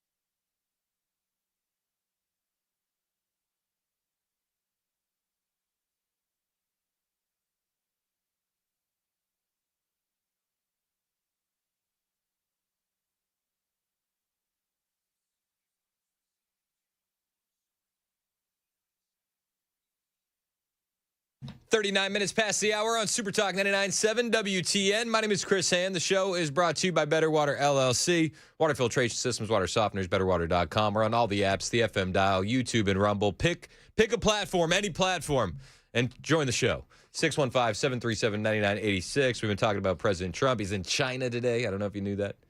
He got there 10 o'clock their time, China. And he's going to be sitting down with Xi Jinping. Don't call him Winnie the Pooh. You're not allowed to do that, especially in China. I don't know if you knew this, but it's a communist country. They don't have free speech. China? It's true. It's true. I know. I don't mean to alarm you. I don't know if you ever. Maybe you're hearing this for the first time. Not a good place to live. So he's over there. We're gonna get some news out of that. I would imagine tomorrow at some point. Big meeting, rolling deep. Everybody's there. Even people that aren't supposed to be there, like Marco Rubio. He rolled out. He hopped on Air Force One wearing his Maduro fit. He had the Nike jumpsuit on that looked sick, looked dope. He's part-time Venezuelan dictator. Best Secretary of State that we've had in a while. He's doing a good job. Elon Musk, Tim Cook, a lot of business leaders are there as well. They're going to be talking about a lot of things. One of the topics of conversation will absolutely be Iran. One of the things that we've been talking about this morning is the latest media hoax. Donald Trump doesn't care about the finances of the American people. Donald Trump doesn't care about your financial situation. In relations to negotiating with Iran, he's not going to let that motivate him or be used as a leverage point to coerce him into a bad deal. The guy wrote the book, The Art of the Deal. You have to negotiate from a position of strength. I don't know why we have to tell you that. I don't know why we have to remind people that the mainstream media lies, but a lot of people have sunk their teeth into this and been just aghast, up to and including conservatives. But it is what it is. I mean, this is what the media does. Rick in Nashville, you're up on Super Talk. What's up, Rick? Hi, Chris. I just want to let you know I called Channel 5 yesterday afternoon and left a message for the station manager about what had happened to Miss Moody out at the house. And believe it or not, I did get a call back. It wasn't the manager. It was another lady that told me that she was just not aware of what went on out there, that they didn't have anybody covering that, and no video, no film. And I said, was this not the biggest story in the state of Tennessee politically going on yesterday? We had nobody covering it. And you're talking about the situation where Deborah Moody was being followed and harassed by leftist protesters as she walked out of the Capitol, telling her that they hope that she fall down the stairs, trying to instigate a violent assault. They were completely unhinged. They should have been arrested. I mean, the vile things they said about hoping that people in her family were raped and all that kind of stuff, and then she said, "Oh well, there are some people from both sides acting up." I said, "Well, how did you know that?" I said, but I'll tell you this, if we had Republicans acting like that, I'd like to know who they were. And if you'd get your little buddy Phil out there to do a little investigating, he could probably figure out who it was. I'll tell you this, there is no freaking way that there were both sides. This was a both sides thing, because if there was, Rick, they would have absolutely, without a doubt, ran that on loop. They didn't know it happened. Ooh, I'm hearing for the first time. It's like, what bovine scatology that is. Exactly. And I said the least Channel 5 could do, not trying to get you to pick a side, is not condone what happened to that lady that has given service to this state all these years. She did not deserve that, no more than your mother or my mother would have deserved to have been talked to like that. And I think it's a crying shame that y'all can't get on the TV and tell people you don't condone anybody being treated like that. Well, they were busy looking for white supremacists, Rick. That's where their field staff was. I mean, we had Scott Sapicki in here on Friday, and he said that somebody yelled at him, "I hope your wife gets raped by a black man." It's like, oh, yeah, that's really going to win hearts and minds and bring them over to your side, isn't it? Right, yeah. Yeah, these people But anyway, I was surprised she even called me back, but it was very evident that they weren't going to, do the right thing. No, and I wouldn't expect that to be on the news at all. I mean, if it wasn't for Danielle Breezy and some good weather coverage, they wouldn't be worth watching at all. Oh, she's not even on that channel. Yeah, they're not worth watching at all. Appreciate the call, Rick. 615-737-9986. The Tennessee Speaker of the House did remove all of the Democrat lawmakers involved in the, how would you classify it, a kerfuffle? A bit of a kerfuffle? That's how I would classify it. They removed all of them from their committee assignments for acting like thugs and trash when the legislature passed the redistricting. We will not be deterred, though, on the redistricting front. And this is going to keep going. And Republicans are racking up some major wins, kind of moving away from the Iran conversation. I feel like we could do that all day if we wanted to. But on the redistricting front, Missouri just racked up a big win as the Missouri Supreme Court, they just upheld the state's 2026 redistricting map yesterday. Hill, thank you. And late today, there was another blow to Democratic hopes of regaining control of the House. The Missouri Supreme Court upheld a new congressional map that could help Republicans win an additional seat in November. Missouri was the second Republican state after Texas to redraw its congressional districts at President Trump's urging last year. And we salute you, Missouri. Mississippi's also racking up some big wins. You know what's actually drawing some ire though? The great state of South Carolina. They don't want to draw Jim Clyburn out of his district. They think Jim Clyburn is actually good. He's good. It's a good thing that they have Jim Clyburn. And you know who said that? Well, it was the South Carolina Senate leader, Shane Massey, who is a Republican. And he blocked their 2026 redistricting efforts yesterday because, in his words, South Carolina is stronger when they have a vibrant Democrat party. I kid you not. Listen to this. This is coming out of South Carolina yesterday. I believe that our state is stronger with vibrant parties. I think we as a whole are stronger when we have a clash of ideas. I think that's true at the national level. I think it's true at the state level. Oh, let me tell you something, sir. That clash of ideas happened in Tennessee last week, and their ideas was that they wanted us to get raped by black people and fall downstairs, which is just insane. This is the party of tolerance, my friends, and wasn't very tolerant at all. But in South Carolina, it's actually encouraged. We love those ideas. It's actually vibrant. This is what vibrance looks like.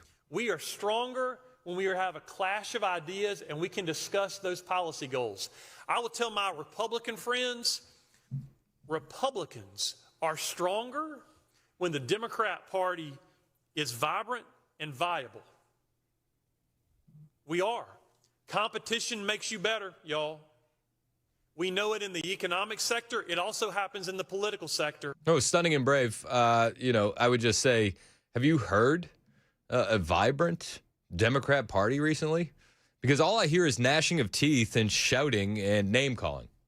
It's vibrant name calling. They get creative. It's stunning and brave. But usually they just call us bigots and Nazis and racists. Jim Clyburn, I mean, talk about vibrant. He was the guy that was telling us that Joe Biden was sharp as a tack, running circles around people behind closed doors, of course. Only behind closed doors. Okay. Well, that's the Senate. That was the Senate leader, Shane Massey, a Republican in South Carolina, saying that as he opposed the redistricting efforts in South Carolina yesterday. Fun fact, Donald Trump won his district by 34 points. I smell a primary. You smell that? That's a primary coming. Get ready. The Rhinos blocked that redistricting in South Carolina 29-17. So no 7 Republican, 0 Democrat map in South Carolina yet. But this could change. It's not over yet. This is a blow. But there was 7. 5. I counted wrong. 5 Republicans that voted against this in primaries in South Carolina yesterday that should be primaried. It was Sean Bennett, Chip Campson, Tom Davis, Greg Hembry, and Shane Massey. And you have to ask the question, did you not learn from Indiana? You know, these rhinos feel like they're pushing back against Trump, but what they're really pushing back against is the will of the people, and the people are going to speak. And the people aren't going to take too kindly to this. And I would ask them again, did you not learn?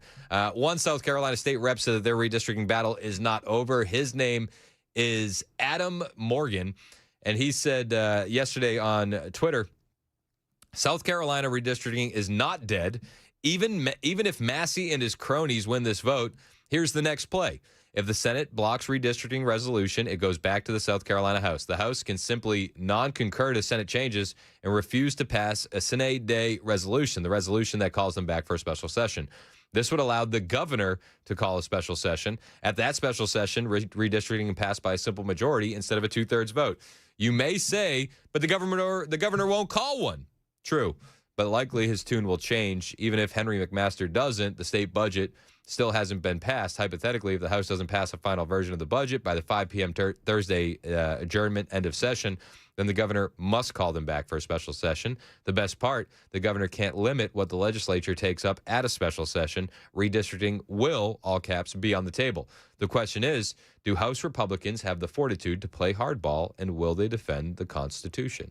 South Carolina is going to be interesting as we watch this redistricting battle move forward, and it's definitely one that we're going to keep our eyes on. If for nothing less, it's an FAFO moment. If these rhinos don't want to get with the program and fight as hard as the Democrats will be willing to fight, we should be looking at primaries for these individuals, just like we did with Indiana. And it's the will of the people at the end of the day. I hope they do get primaried. I think as of right now, you can make the argument for primarying these losers, without a doubt. But that's the latest on redistricting.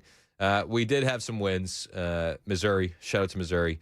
This is on top of the Mississippi win. This is on top of the Alabama win. This is on top of the Tennessee win. We're still looking really, really good, especially as we head into midterms. And it's giving the Democrats a lot of heartburn, which is a good thing. It's a good thing. I like seeing some fight other Republicans. I wish we would see more. But, like Mr. Massey said, we need a vibrant Democrat Party. I believe that our state is stronger with vibrant parties. I think we as a whole are stronger when we have a clash of ideas. I think that's true at the national level. I think it's true at the state level. We are stronger when we have a clash of ideas and we can discuss those policy goals. I will tell my Republican friends, Republicans are stronger when the Democrat Party is vibrant and viable. Okay. I don't think the Democrat Party's been viable in many years. At least that's what it looks like from my perspective. It's 10:51. This is Super Talk 99.7 WTN.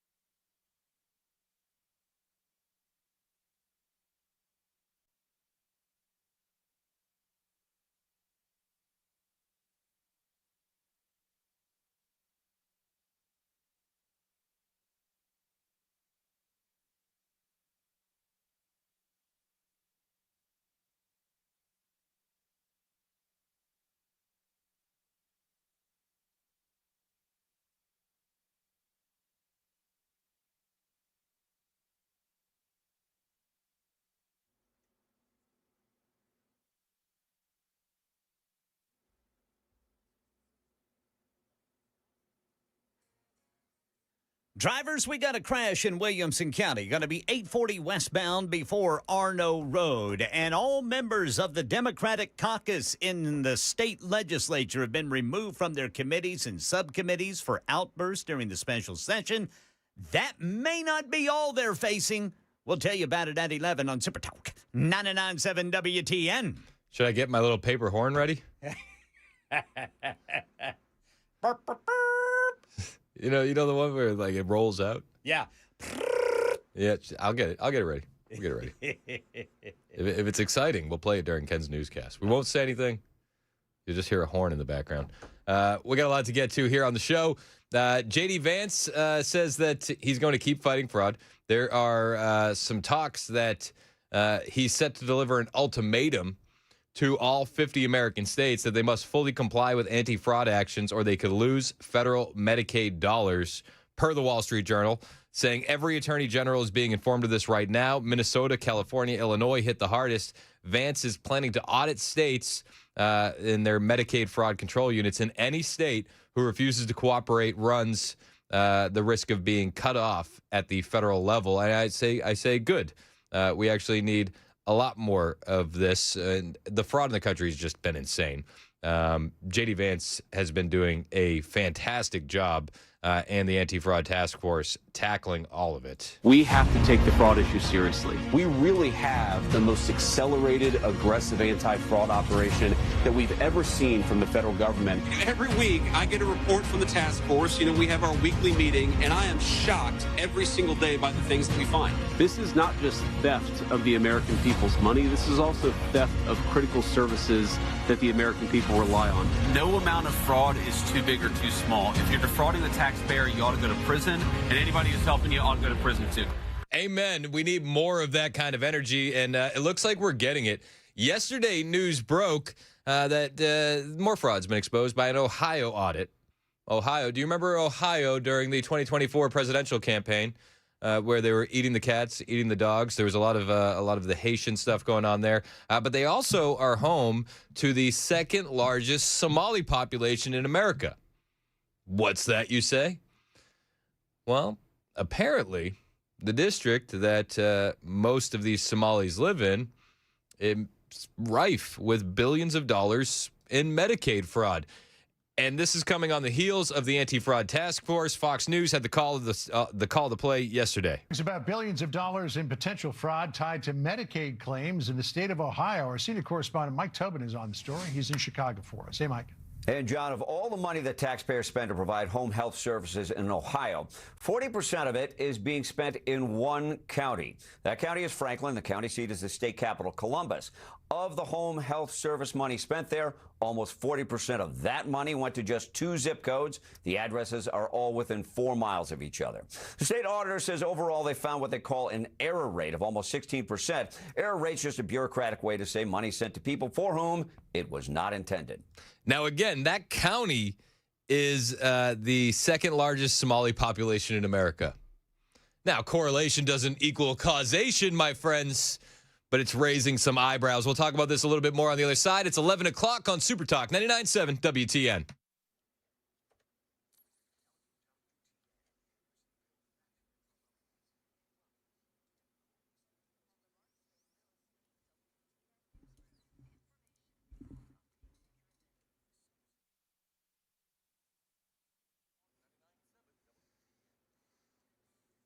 Eleven o'clock on the dot. I'm Ken Weaver with your top stories. Drivers, we just picked up another crash. This one's going to be in Donaldson, Lebanon Pike, and McGavock Pike. Still showing that one in Williamson County, 840 westbound before Arno Road. Got the full forecast in 5 minutes. Right now in Tennessee, all members of the Democratic caucus have been removed from their committees and subcommittees in the House of Representatives for unlawful outbursts during last week's special session to redraw congressional maps. Some of them could face criminal charges for attacking some Republican members. Speaker of the Tennessee House, Cameron Sexton, telling WTN's Nashville's Morning News with Dan Mandis. They're also pulling body cam footage. It looks like the bulk of the individuals, they kind of know of who they are right now. My understanding is they're looking at charges on those individuals for what they did to to our members. State Representative Justin Pearson seen screaming in the face of a state trooper trying to arrest his brother for an unlawful outburst. State Rep Justin Jones lit a fire outside the House chamber. Then protesters verbally harassed State Rep Deborah Moody, screaming, calling her vulgar names, calling her racist, wishing she is severely injured as she tried to walk down the steps to her car to go home. All ears and eyes on China, where President Trump's meeting with President Xi. Selena Wang is there with him in Beijing. President Trump wants to walk home with tangible wins he can tout in terms of Chinese purchasing agreements, whereas China wants a longer tariff truce so that those tariffs from the U.S. don't escalate again. They would also like to see the easing of restrictions on advanced technology exports and less restrictions on Chinese investments in the U.S. And the war on Iran expected to come up. The Trump administration prior to this trip has made it clear that they want Beijing to use their leverage over Tehran to convince Iran to reopen the Strait of Hormuz. But what I'm hearing from experts is that China doesn't want to get drawn too deeply into this. They're happy to encourage an end to this war. They would prefer that it ends, but they don't want to get too involved because they really see this as America's problem to solve. And the economy still causing a lot of heartburn for many Americans. Rebecca Jarvis. Inflation hitting its highest level in nearly 3 years, up 3.8% from a year ago, as prices soar from gas to groceries. Just coming like for fruits, almost like 42 bucks, and just fruits. According to one estimate, the American household is spending $266 more per month than they were a year ago, and $642 more than 3 years ago. Right now in Middle Tennessee, Gas Buddy putting the average per gallon at $4.16. A new report says more illegal immigrants are choosing to leave the United States voluntarily as immigration enforcement intensifies under President Trump. It suggests fear of detention and deportation may be driving many to give up their cases. That's the latest news. Weather's next. I'm Ken Weaver, WTN News.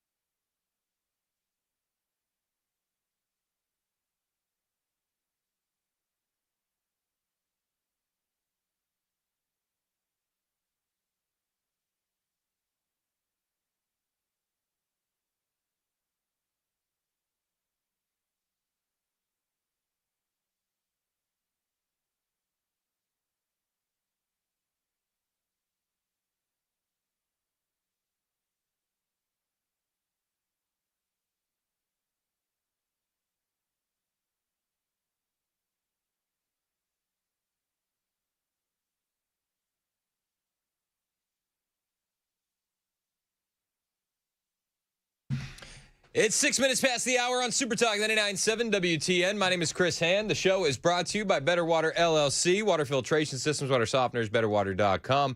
We got the new guy producing today. Antoine's in the producer studio doing a good job. Smooth, very smooth. We got Ken Weaver in the newsroom. We got you guys on the phone line, 615-737-9986. You can listen wherever you want.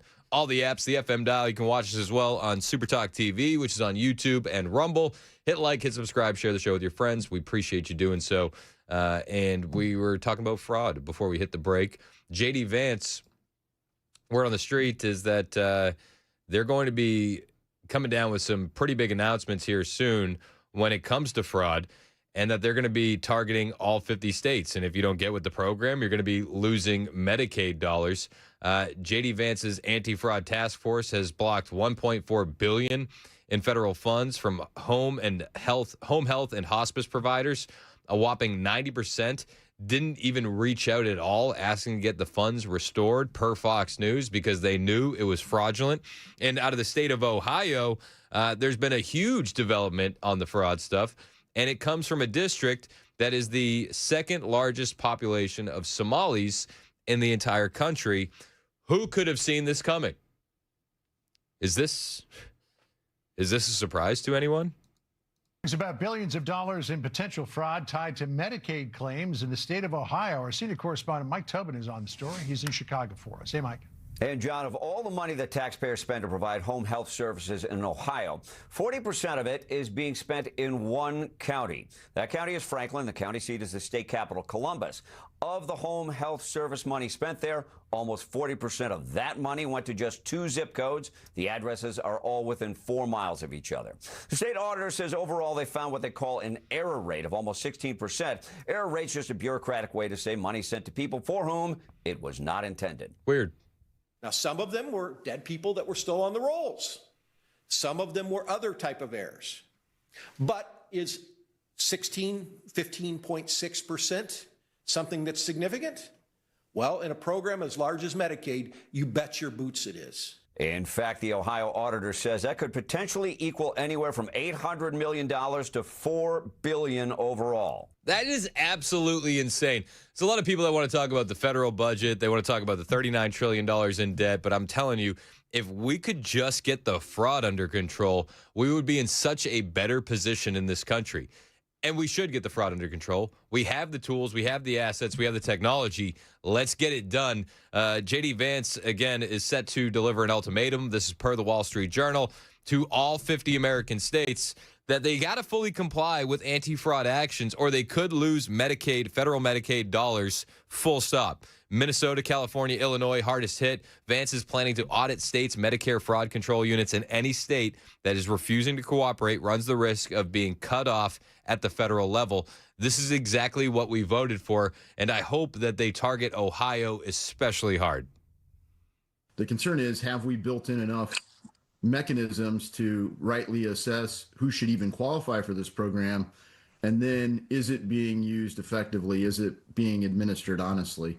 And I think there's some real concern that we don't have good detection systems in place. Fox News Channel drilled down on some of the home health care businesses in those 2 zip codes. The auditor flagged we found 2 office buildings had a total of more than 6 home health care businesses in just those 2 buildings. Now, the vice president, who's heading up the Medicaid fraud task force, tweeted that he is directing the task force to look into it and take immediate action to prosecute any fraudsters involved. John? Good. I mean, everybody should be prosecuted, and if they're illegally here or if they are a naturalized citizen, they should be denaturalized and then deported. Like, full stop.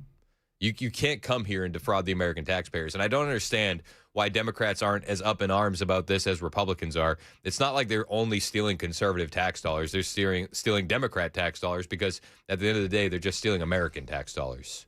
Everyone should be pissed off about this. The left will scream that we're racist. When they were talking about the buildings, the 2 office buildings there, one of them was actually featured in a video that went viral online on X. Shout out to Elon Musk for giving us a free speech platform. But a guy went into that office building, and every office was empty. And on the doors of these offices, there's a sign that says, "We'll be back in 15 minutes." But the sign that was taped there looks like it was months old. It was old. It was gross. It was dilapidated. Nobody's in there. Nobody's getting any health care. Everybody's just stealing money. Insanity. But I mean, it's not just health care. I mean, it's welfare benefits, it's SNAP benefits. And just yesterday, ICE announced a jaw-dropping fraud bust where they say 10,000 foreign students are involved in the federal government's operational practical training.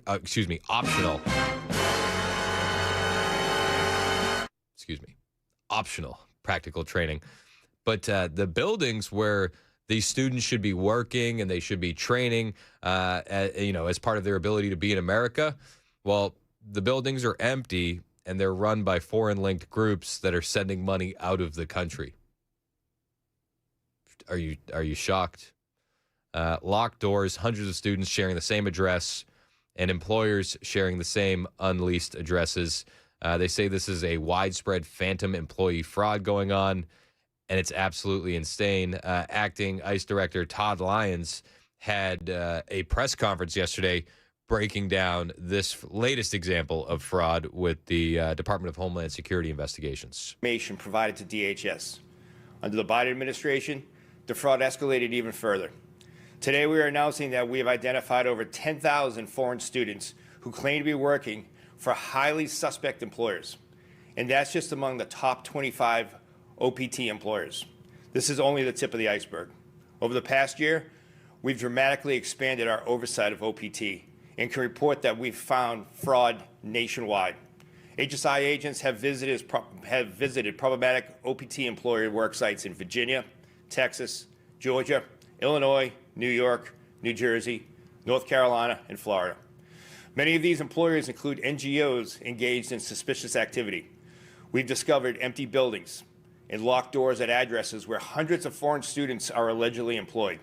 In many cases, multiple OPT employers claim to operate from the same address, but none actually lease the facility.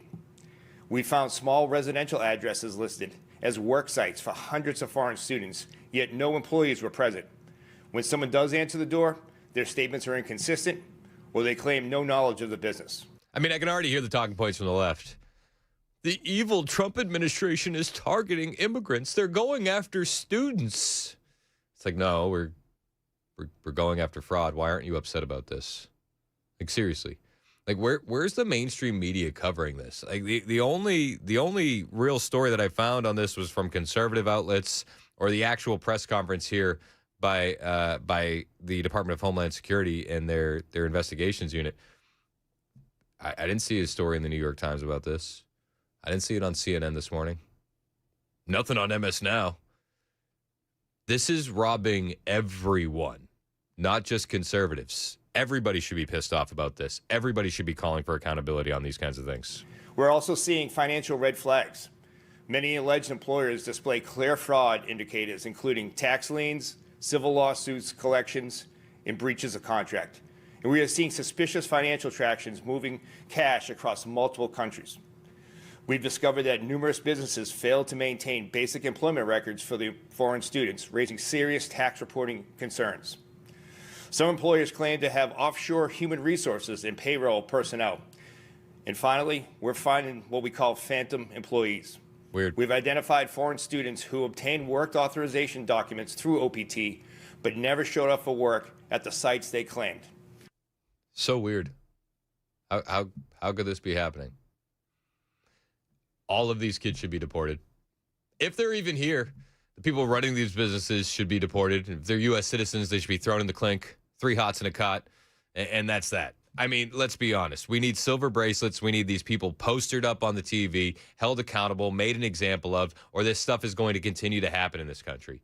And we need a lot more media attention on this. If you ask the average American today, if this fraud bust happened, they're not going to even know that it happened. But we got foreign students, foreign-linked NGOs, foreign companies, just stealing taxpayer dollars. No big deal. No big deal. Get them out. I mean, the kids that are there are the ones that are going to try and get citizenship at the end of the day. It's like, yes, oh, man, you would make a great U.S. citizen. Nailed it. Elsewhere on the immigration front, there's some support surging behind the Andy Ogles, Tommy Tuberville Assimilation Act. And I like it in theory, but I hate to be a wet blanket on this. If John Thune can't pass the Save America Act, does anybody realistically think that the Assimilation Act will ever get off the ground? Broken. I mean, it's gone. It should have changed over the years, but it did not. Thank goodness President Trump is taking over now and sending people back home, deporting a lot of people that came here should not be here. But if we continue to allow people to come in this country that hate this country, we're going to lose it. Yep. And we better wake up and smell the roses. And so that's what we're trying to do. Assimilation Act, we're trying to make sure that if people come here, they come here to assimilate. If they don't, they go home. It's as simple as that. We cannot allow people to come here to change our culture, our Constitution, our laws, and go by the things that they want to go by and do it the way they want to do it. They have to do it the same as all other Americans. Right. Okay, so Congressman, how do you measure that? How do you enforce that? That someone, I've seen how other countries measure it. I know what they do in Turkey. How do we do it? How do we measure assimilation? Well, you know, like the senator said, the first thing one of the things we have to do in this process, we have to deport, and then you analyze those folks that are coming into this country. You got to love this country. You have to have something, bring something to the table, have a job sponsor instead of coming here and getting on welfare. And look, the numbers are unsustainable as they are. This isn't me being prejudiced. This is simple math. Andy Ogles is absolutely right. Tommy Tuberville is absolutely right. If you haven't been paying attention at home, the Assimilation Act would ban chain migration. It would require merit-based immigration. It would abolish the diversity visa lottery. It would require good moral character, and it would have a lot tighter vetting. Andy Ogles is actually going to be joining Dan on his show tomorrow morning at 7:35, and I hope he asks him, how on earth do you think this will ever get through the Senate if you guys can't pass something as basic as the Save America Act with voter ID? And by the way, the Save America Act is not going to be happening. It's just not. Senate Leader John Thune yesterday said that he's not nuking the filibuster to pass the Save America Act because he can't get the votes. And I would just say, Mr. Leader, if you can't be the leader we need you to be, maybe we need a new leader, as he's flanked by Senator Lankford, the author of the terrible bipartisan border bill that we absolutely needed to close the border during the Biden years, and John Barrasso. He literally said this yesterday. We don't have the votes to get rid of the filibuster. Well, okay, if you can't get rid of the filibuster, then we're wasting time and effort on the Assimilation Act. I know it sucks. I wish we weren't, but we are. Like, that's just the reality of it. Andy Ogles and Tommy Tuberville, great effort, A for effort. It's never going to get off the ground unless we can nuke the filibuster. I wish we would. I wish we had somebody with some balls that was running the Senate, but we don't. We're stuck with John Thune. Where do you stand on that currently? Would you reconsider getting rid of the filibuster to get it across the finish line? We don't have the votes to get rid of the filibuster. We called it up on the floor March, I think, 17th. We were on it for several weeks and had a very spirited debate. In fact, I think with the exception of maybe a couple of Republican senators, made more speeches on the floor in support of the SAVE Act than almost any other senator. And we had some votes on it. And we voted on the narrow issue, which is the most popular one, of voter ID. And we put the Democrats on the record. Every single Democrat voted against it. We added, and one of the other elements, also popular, was whether or not biological boys ought to play in girls' sports. We had that vote, and every Democrat voted against that as well. So we've taken what I think are probably the two issues, in my view, that have the broadest public support and put the Democrats on record, and every single one of them voted against it. So we'll look for opportunities to get other votes. There was a vote on the budget resolution, an amendment that Senator Kennedy offered that didn't even get 50 votes on the floor. And so we're continuing to look for opportunities to advance that legislation. Obviously, it's something that I support. I think we all support. And we think it's something that the American people are broadly supportive of as well. Yeah. Oh, yeah, he's really working hard. Very high energy. I mean, what are we doing here? The Senate has been absolutely abysmal in Trump 2.0. They haven't done anything outside of the big, beautiful bill. And even that, let's be honest, the only reason that probably got across the finish line is the amount of pork that these rhinos were able to inject into that thing. John Thune should be replaced, maybe tarred and feathered, because he's just ridiculously bad. But this is what we're dealing with. They can't do anything. Nothing. But if the Democrats ever regained power, they would nuke the filibuster on day one. You know it. I know it. Everybody knows it. And that would lead to 30 million illegal aliens being mass amnestied. It would lead to D.C. and Puerto Rico as a state. It would lead to the Supreme Court being packed. And it would essentially would make sure that Republicans could never regain power again. But John Thune doesn't want to put in the work. There's just not enough votes, guys. There's not enough time. I really can't stand this guy. It should have been Rick Scott. And you know what? To be fair, we've had Marsha Blackburn on the show. She said she's in favor of nuking the filibuster, but she wouldn't speak out against John Thune. Donald Trump's not speaking out harshly against John Thune. Let's grow some stones. John Thune sucks, and everybody knows it. So why aren't we saying it out loud? What kind of dirt does John Thune have on the Republican Party? He's trash. Spoiler alert. Absolute garbage. 11:22. Super Talk 99.7 WTN.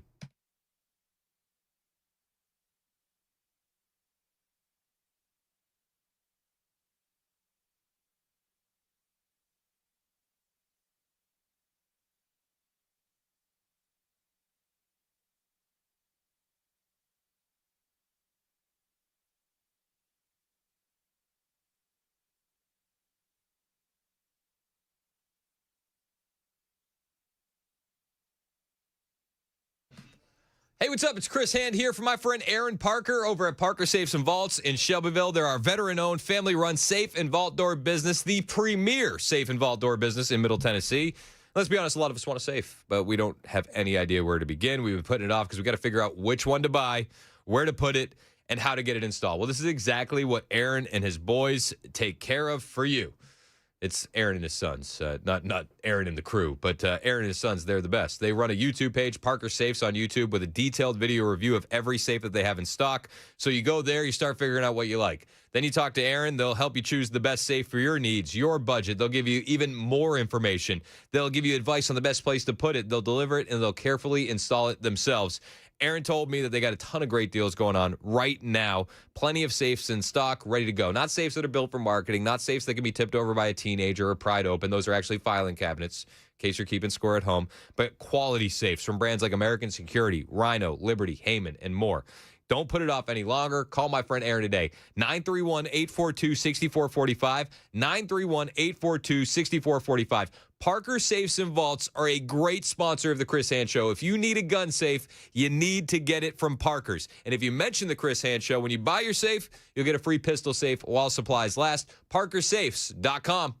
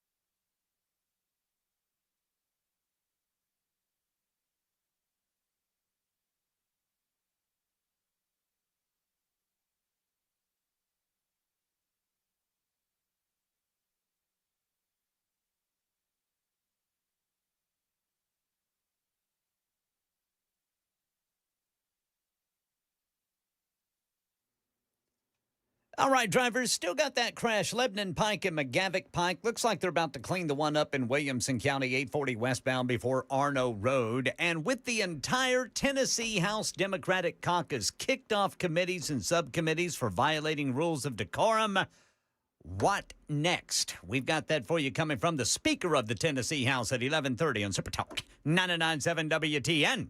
It's 11:27 on Super Talk 99.7 WTN. My name is Chris Hand. Headlines on the way with Weaver in less than 3 minutes here on Super Talk. You listen to the show on all the apps, the FM dial, YouTube, Rumble. You know the thing. You know the thing. Did you see Kash Patel yesterday getting into it with a lot of Democrats during his hearing? They had it was just like a regular oversight hearing, I believe. But he's in there and he's fighting with Chris Coons. Chris Coons tried to dunk on him. He tried to say, what were you doing at the Olympics in Milan? Oh, we saw you partying with the hockey team. Everybody knows you're an alcoholic, Mr. Patel. Kash Patel actually said, hold my beer. I'll tell you exactly what I was doing. You attended the Olympics in Milan. How much did your trip cost? And to what extent did that help you carry out your mission as director of the FBI? I greatly appreciate the question, Senator. As you know, the FBI and DHS are responsible for the security of the Olympics, the World Cup, the F1, the Super Bowl, and everything else. We had 250,000 Americans travel to Milan. We're proud that we stood up our jock there and had 0 major security incidents involving American citizens. And what we did was we purposely planned that trip around the Olympics because, as I mentioned in my opening, the top cyber criminal from the CCP was housed in Italian custody. While there, we were able to work an agreement, an arrangement to have that individual expelled from Italy instead of going back to China, like has so often happened in places like Serbia. And so we accomplished that mission, and we kept it quiet, and that individual was returned to America 2 weeks ago.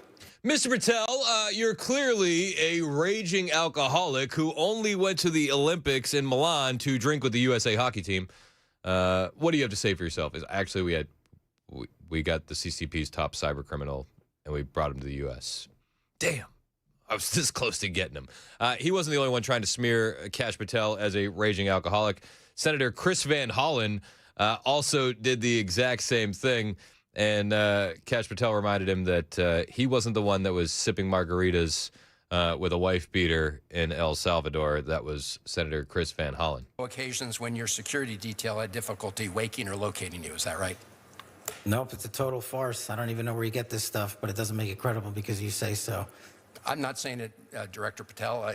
It's been written and documented. You are literally saying it. No, I'm saying that these are reports, Director Patel. No, and unlike your baseless reports, the only person that was slinging margaritas in El Salvador on the taxpayer dollar with a convicted gangbanging rapist was you. You know, the only person that ran up a $7,000 bar tab in Washington, D.C. at the lobby bar was you. So the only individual in this room that has been drinking on taxpayer dime during the day is you. Director Patel, come on. Come on. These are serious allegations that were made against you. The allegations are false. You drinking margaritas with a gangbanger is true and on video. It just goes to show you running a $7,000 bar tab at the lobby bar has been filed by your own office. This goes to show drink during the day. That's you. This is the ultimate example of hypocrisy. Mr. Chairman, I will not be tarnished by baseless allegations and fraudulent statements from the media. The fact that you mentioned that indicates you don't know what you are talking about. Now, here, Director The only thing I know is you're the one drinking margaritas with felons. Actually, hold on. I know I'm running a little late. We got Antoine trading, but there was just a little bit more, okay? A little bit more between Kash Patel and Senator Van Hollen. I love the fight from Kash Patel. I really, really do. But he kept bringing up the $7,000 bar tab that Senator Van Hollen out of Maryland, had rang up while on the job drinking during the day. And that kept going for about another 30 seconds. Not lied to Congress? I didn't ask you that. Lied to Congress is you? I'm not testifying here, sir, and I don't lie. Maybe the next time you run up a $7,000 bar tab, we can talk about it. Well, see, there you go. Lying again. You suggested in the FBC report. I'll post it right now. You suggested it was public. It wasn't public money, as you know. That was for a 50-member staff party. So it was a $7,000 bar tab. Mr. Patel, I'm glad. Let me just say in closing, Mr. Chairman. So he looks behind him. He goes, I'll post it right now. And you know what the madman did? The madman actually posted it on Twitter. He got the FEC report, and if you're watching on Super Talk TV, you'll see it. Kash Patel posted it. $7,000 bar tab right here. So it was actually a little bit more. $7,128 on December 12th, 2025. I'll post it right now. You were the only one drinking margaritas with gangbangers in El Salvador. Savage. 11:32 Super Talk 99.7 WTN.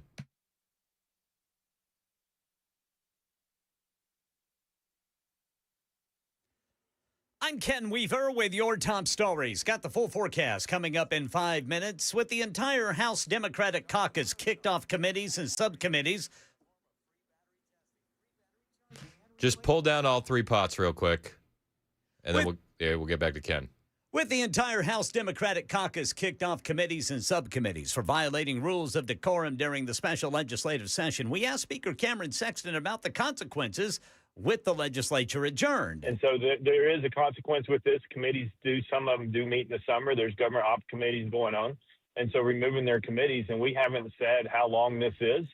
It could be indefinite. It could be a short period of time. A lot depends on how they react and what they do. A couple have reached out, haven't spoken to them yet. Speaker Sexton says law enforcement body cam footage being pulled to see which protesters and potential Democratic members attacked Republican members, like this one did State Rep Deborah Moody as she was being helped down the state capitol steps. I hope you got some biracial mixed kids. They have to suffer like black people do. All ears and eyes on China, where President Trump is meeting with President Xi to hash out trade deals like commitments to buy U.S. soybeans, planes, and a group of wealthy American CEOs are there too.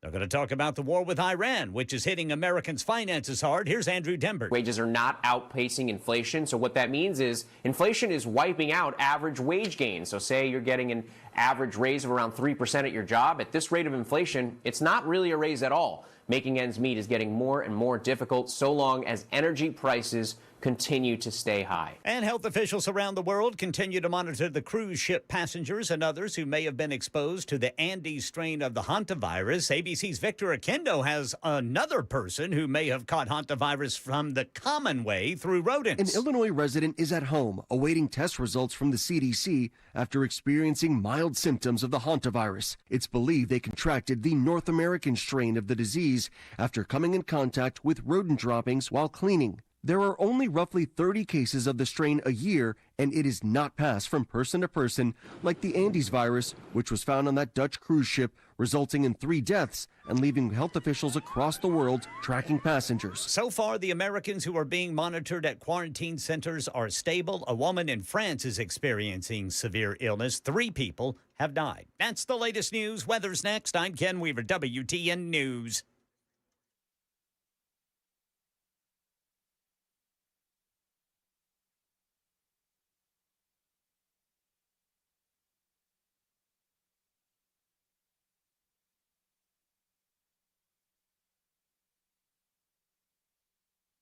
Hey, what's up? It's Chris Hand here from my friends at Zero Res Nashville. You already know what's going on in my house. 4 kids, 2 dogs. Real life means a lot of dirt coming in and out of the house. The kids, I mean, they never stay outside. They're always in and out, in and out. We say, pick one, please, pick one. But before we can say that, a lot of dirt's been tracked in on the carpet. And it's not just the kids. I shouldn't just blame the kids. It's the dogs, too. But at some point, we always look at the carpets and we think, all right, it's time to call Zero Res again. And we do, because we like how they do business. We love their whole approach. No harsh chemicals, no soap residue left behind, just their exclusive ZR water cleaning system that actually gets the carpets insanely clean and then helps them stay clean longer. This is the Maha approach to carpet cleaning. Knowing that it's safe for the kids, safe for the pets. This is the move. And if you check the reviews, it's obvious I'm not the only one that agrees with their approach. Thousands of families around Nashville are using Zero Res, and right now is the perfect time to do it. As we're getting into spring, summer's about to be heating up. Make the house fresh again. 615-535-9376. That's the number to call, 615-535-9376. Ask them about their 2- and 3-room specials. They're going to give you a good deal. ZeroResNashville.com.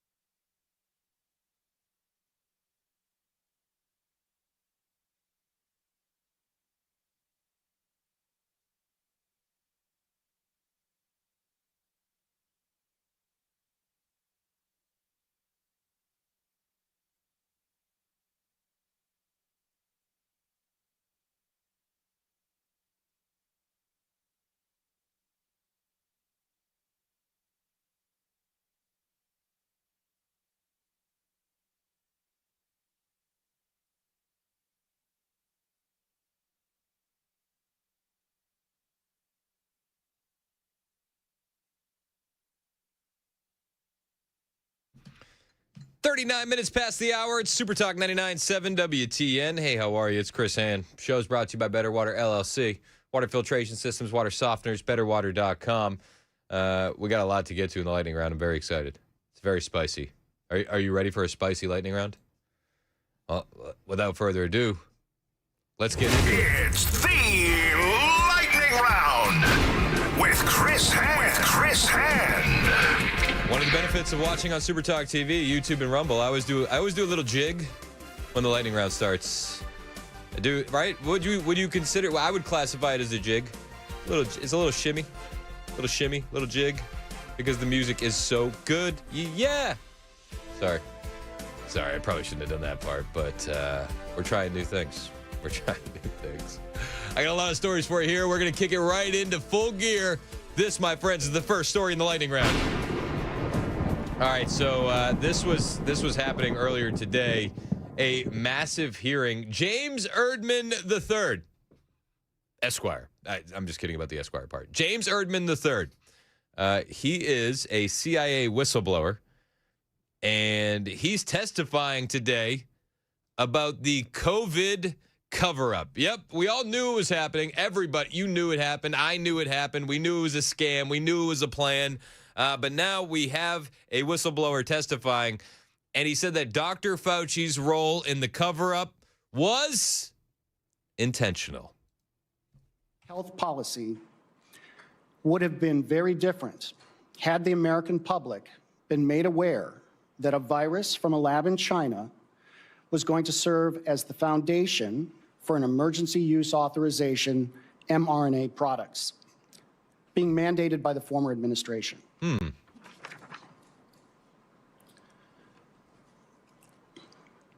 Dr. Fauci's role in the cover-up was intentional. Dr. Fauci influenced the analytical process and findings by leveraging his position to ensure the IC consulted with a conflicted list of curated subject matter experts, public health officials, and scientists. This included some of the authors of the paper, The Proximal Origin of SARS-CoV-2, and other public health experts who have been in his orbit for the last 20-plus years. That's James Erdman III. He's testifying that Fauci was indeed engaged in a cover-up, saying that the public would have been made aware that the virus was from a lab in China, but they had the emergency use authorization for the mRNA schmaxine, and you know how that went. This is how Fox News covered it as it was progressing. An alleged deep state conspiracy to cover up the origins of COVID-19. Maddie Rivera joins us live from Washington with the details. Hey, Maddie.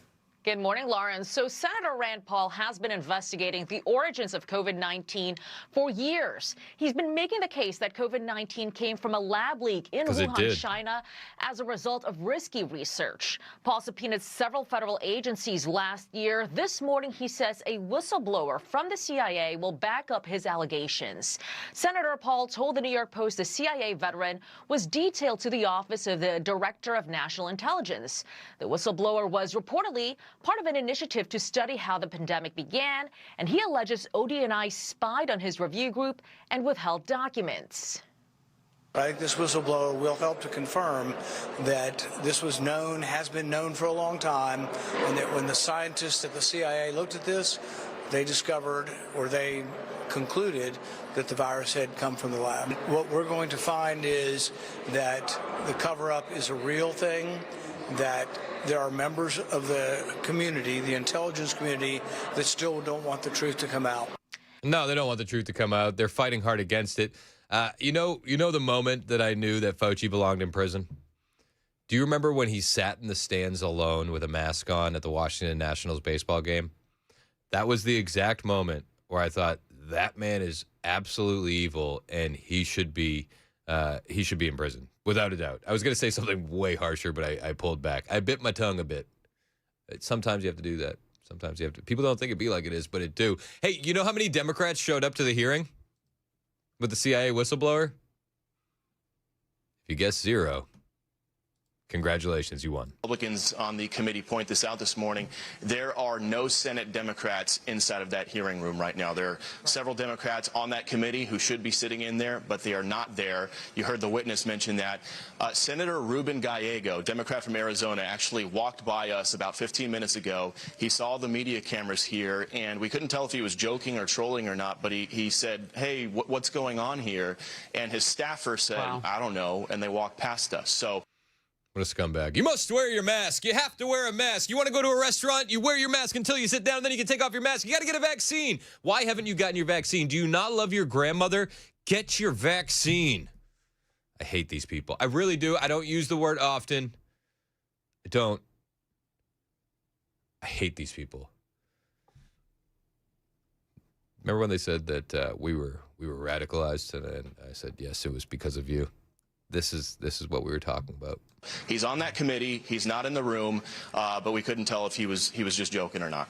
Look, I asked the team to go ahead and find this picture because just a few minutes ago, just shy of the top of the hour, you could see over the left shoulder of Senator Ron Johnson the empty seats of Democrats, and we can show. I mean, look at that room, and 1, 2, 3, 4, 5, 6, 7, 8 empty seats for Democrats. Why don't they want the origins of COVID coming out? Could it be that the virus was created and funded by your tax dollars to sell a vaccine? I don't know. Maybe it was. Maybe it wasn't. Maybe it was. Maybe it wasn't. Maybe it wasn't. Am I going to get an email from Spotify, Mason, that this episode's been taken down? I might get an email from Spotify. Are they still doing that? Are we still not allowed to say that the COVID vaccine was a joke? Are we not allowed to say that? You remember when we weren't allowed to say that? That the COVID vaccine was a joke? It was a joke. And I know because I got all of them. I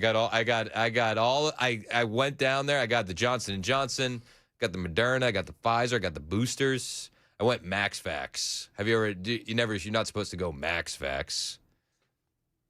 I don't like these people. I'm just kidding. I never got a vaccine. I never even took the PCR test. I thought it was a scam the entire time. Hey, were the conspiracy theorists right on that one? Asking for a friend. Got another story for you here in the lightning round. Yep. More and more it's showing that Antoine was trained by Mason, isn't it? Sorry.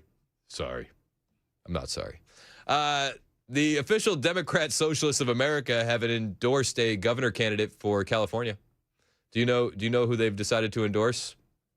The Democrat Socialists of America, they're endorsing the guy who's a billionaire?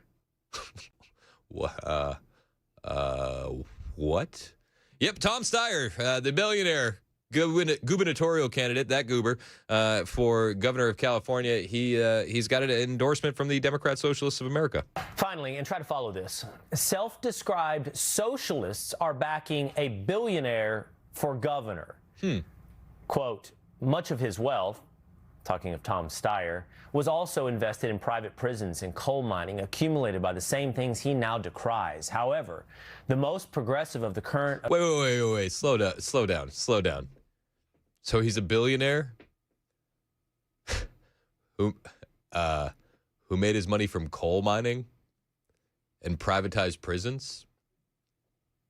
And that's who the socialists are behind?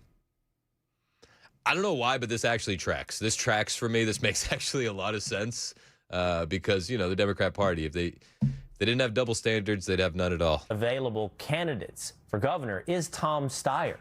Time will tell whether he's truly a class traitor. Joining me now is host of the Keep. All right, I can't. I got another story for you here in the lightning round.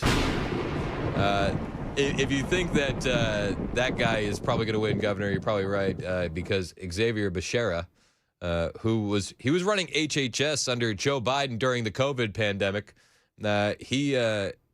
He's got some stuff going on. KTLA, they essentially ended his gubernatorial campaign in an interview just yesterday.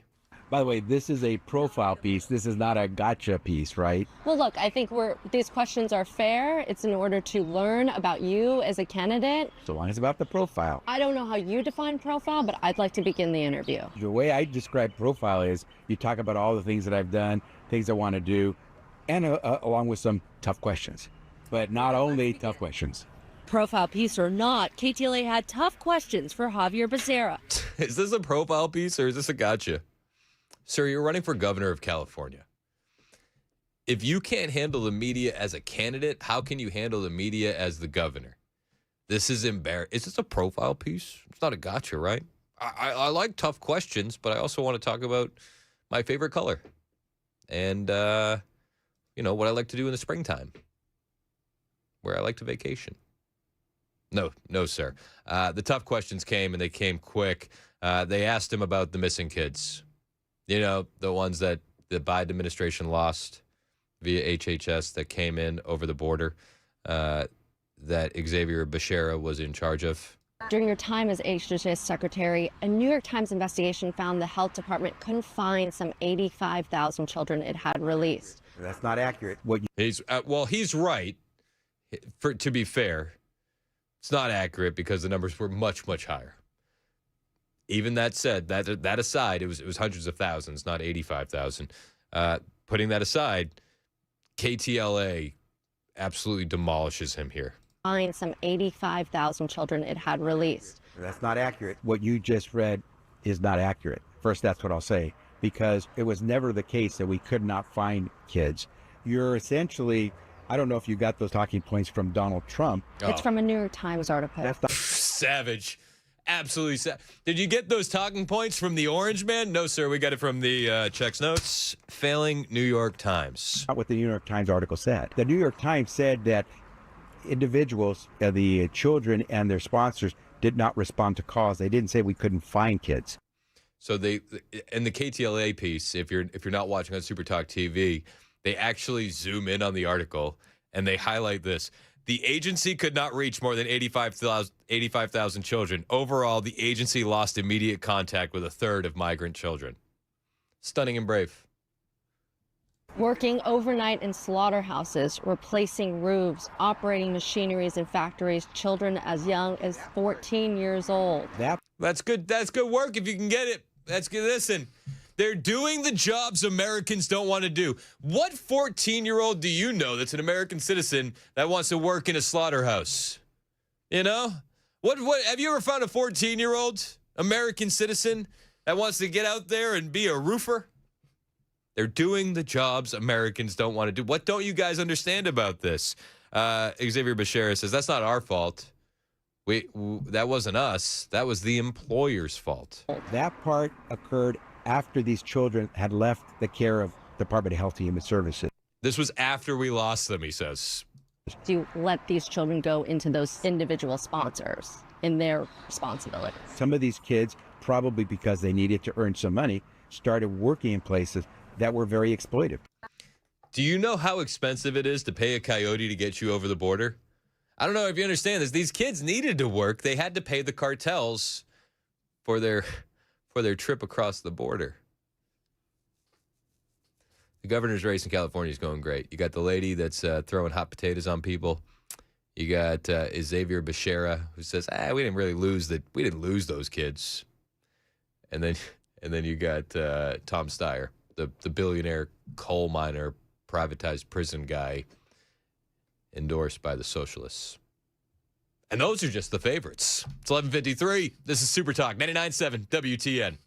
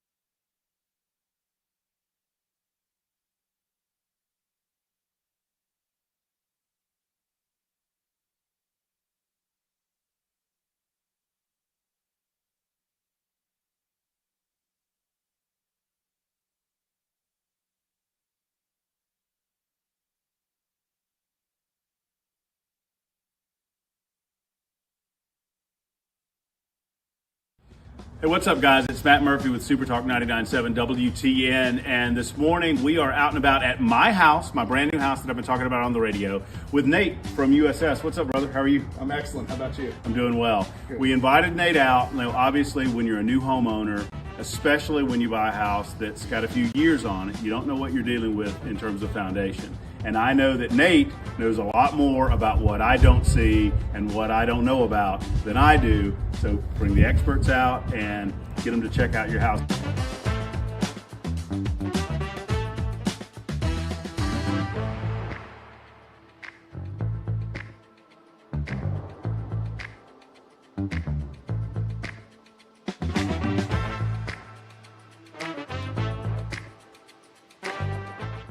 Hey guys, Matt Murphy again with Nate with USS, and Nate has just wrapped up kind of a look at the house. And Nate, what'd you find? Well, your house is in pretty good shape for the age of it. I had to look pretty hard to find. Okay.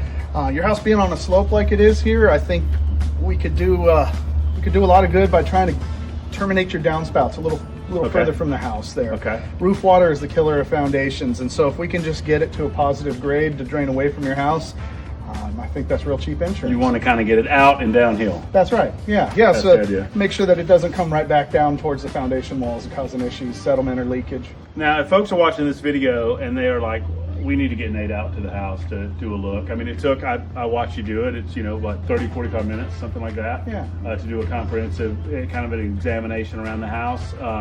And they just give you a call and schedule? Yeah, absolutely. You can call our main phone number, or you can call reach USSTN.com and schedule right through the website there. Our girls in the call center will get back to you just about immediately, as long as it's during business hours. So this just makes a lot of sense, folks, for you guys to do an examination of your house like we've done, to check it out. I'm going to get those gutters done with Nate and his team at USS, and then we'll do a video and let you know how those look at the end of all of this. So thank you, guys. Hey, that'd be great. We appreciate you, brother. Matt, we appreciate you.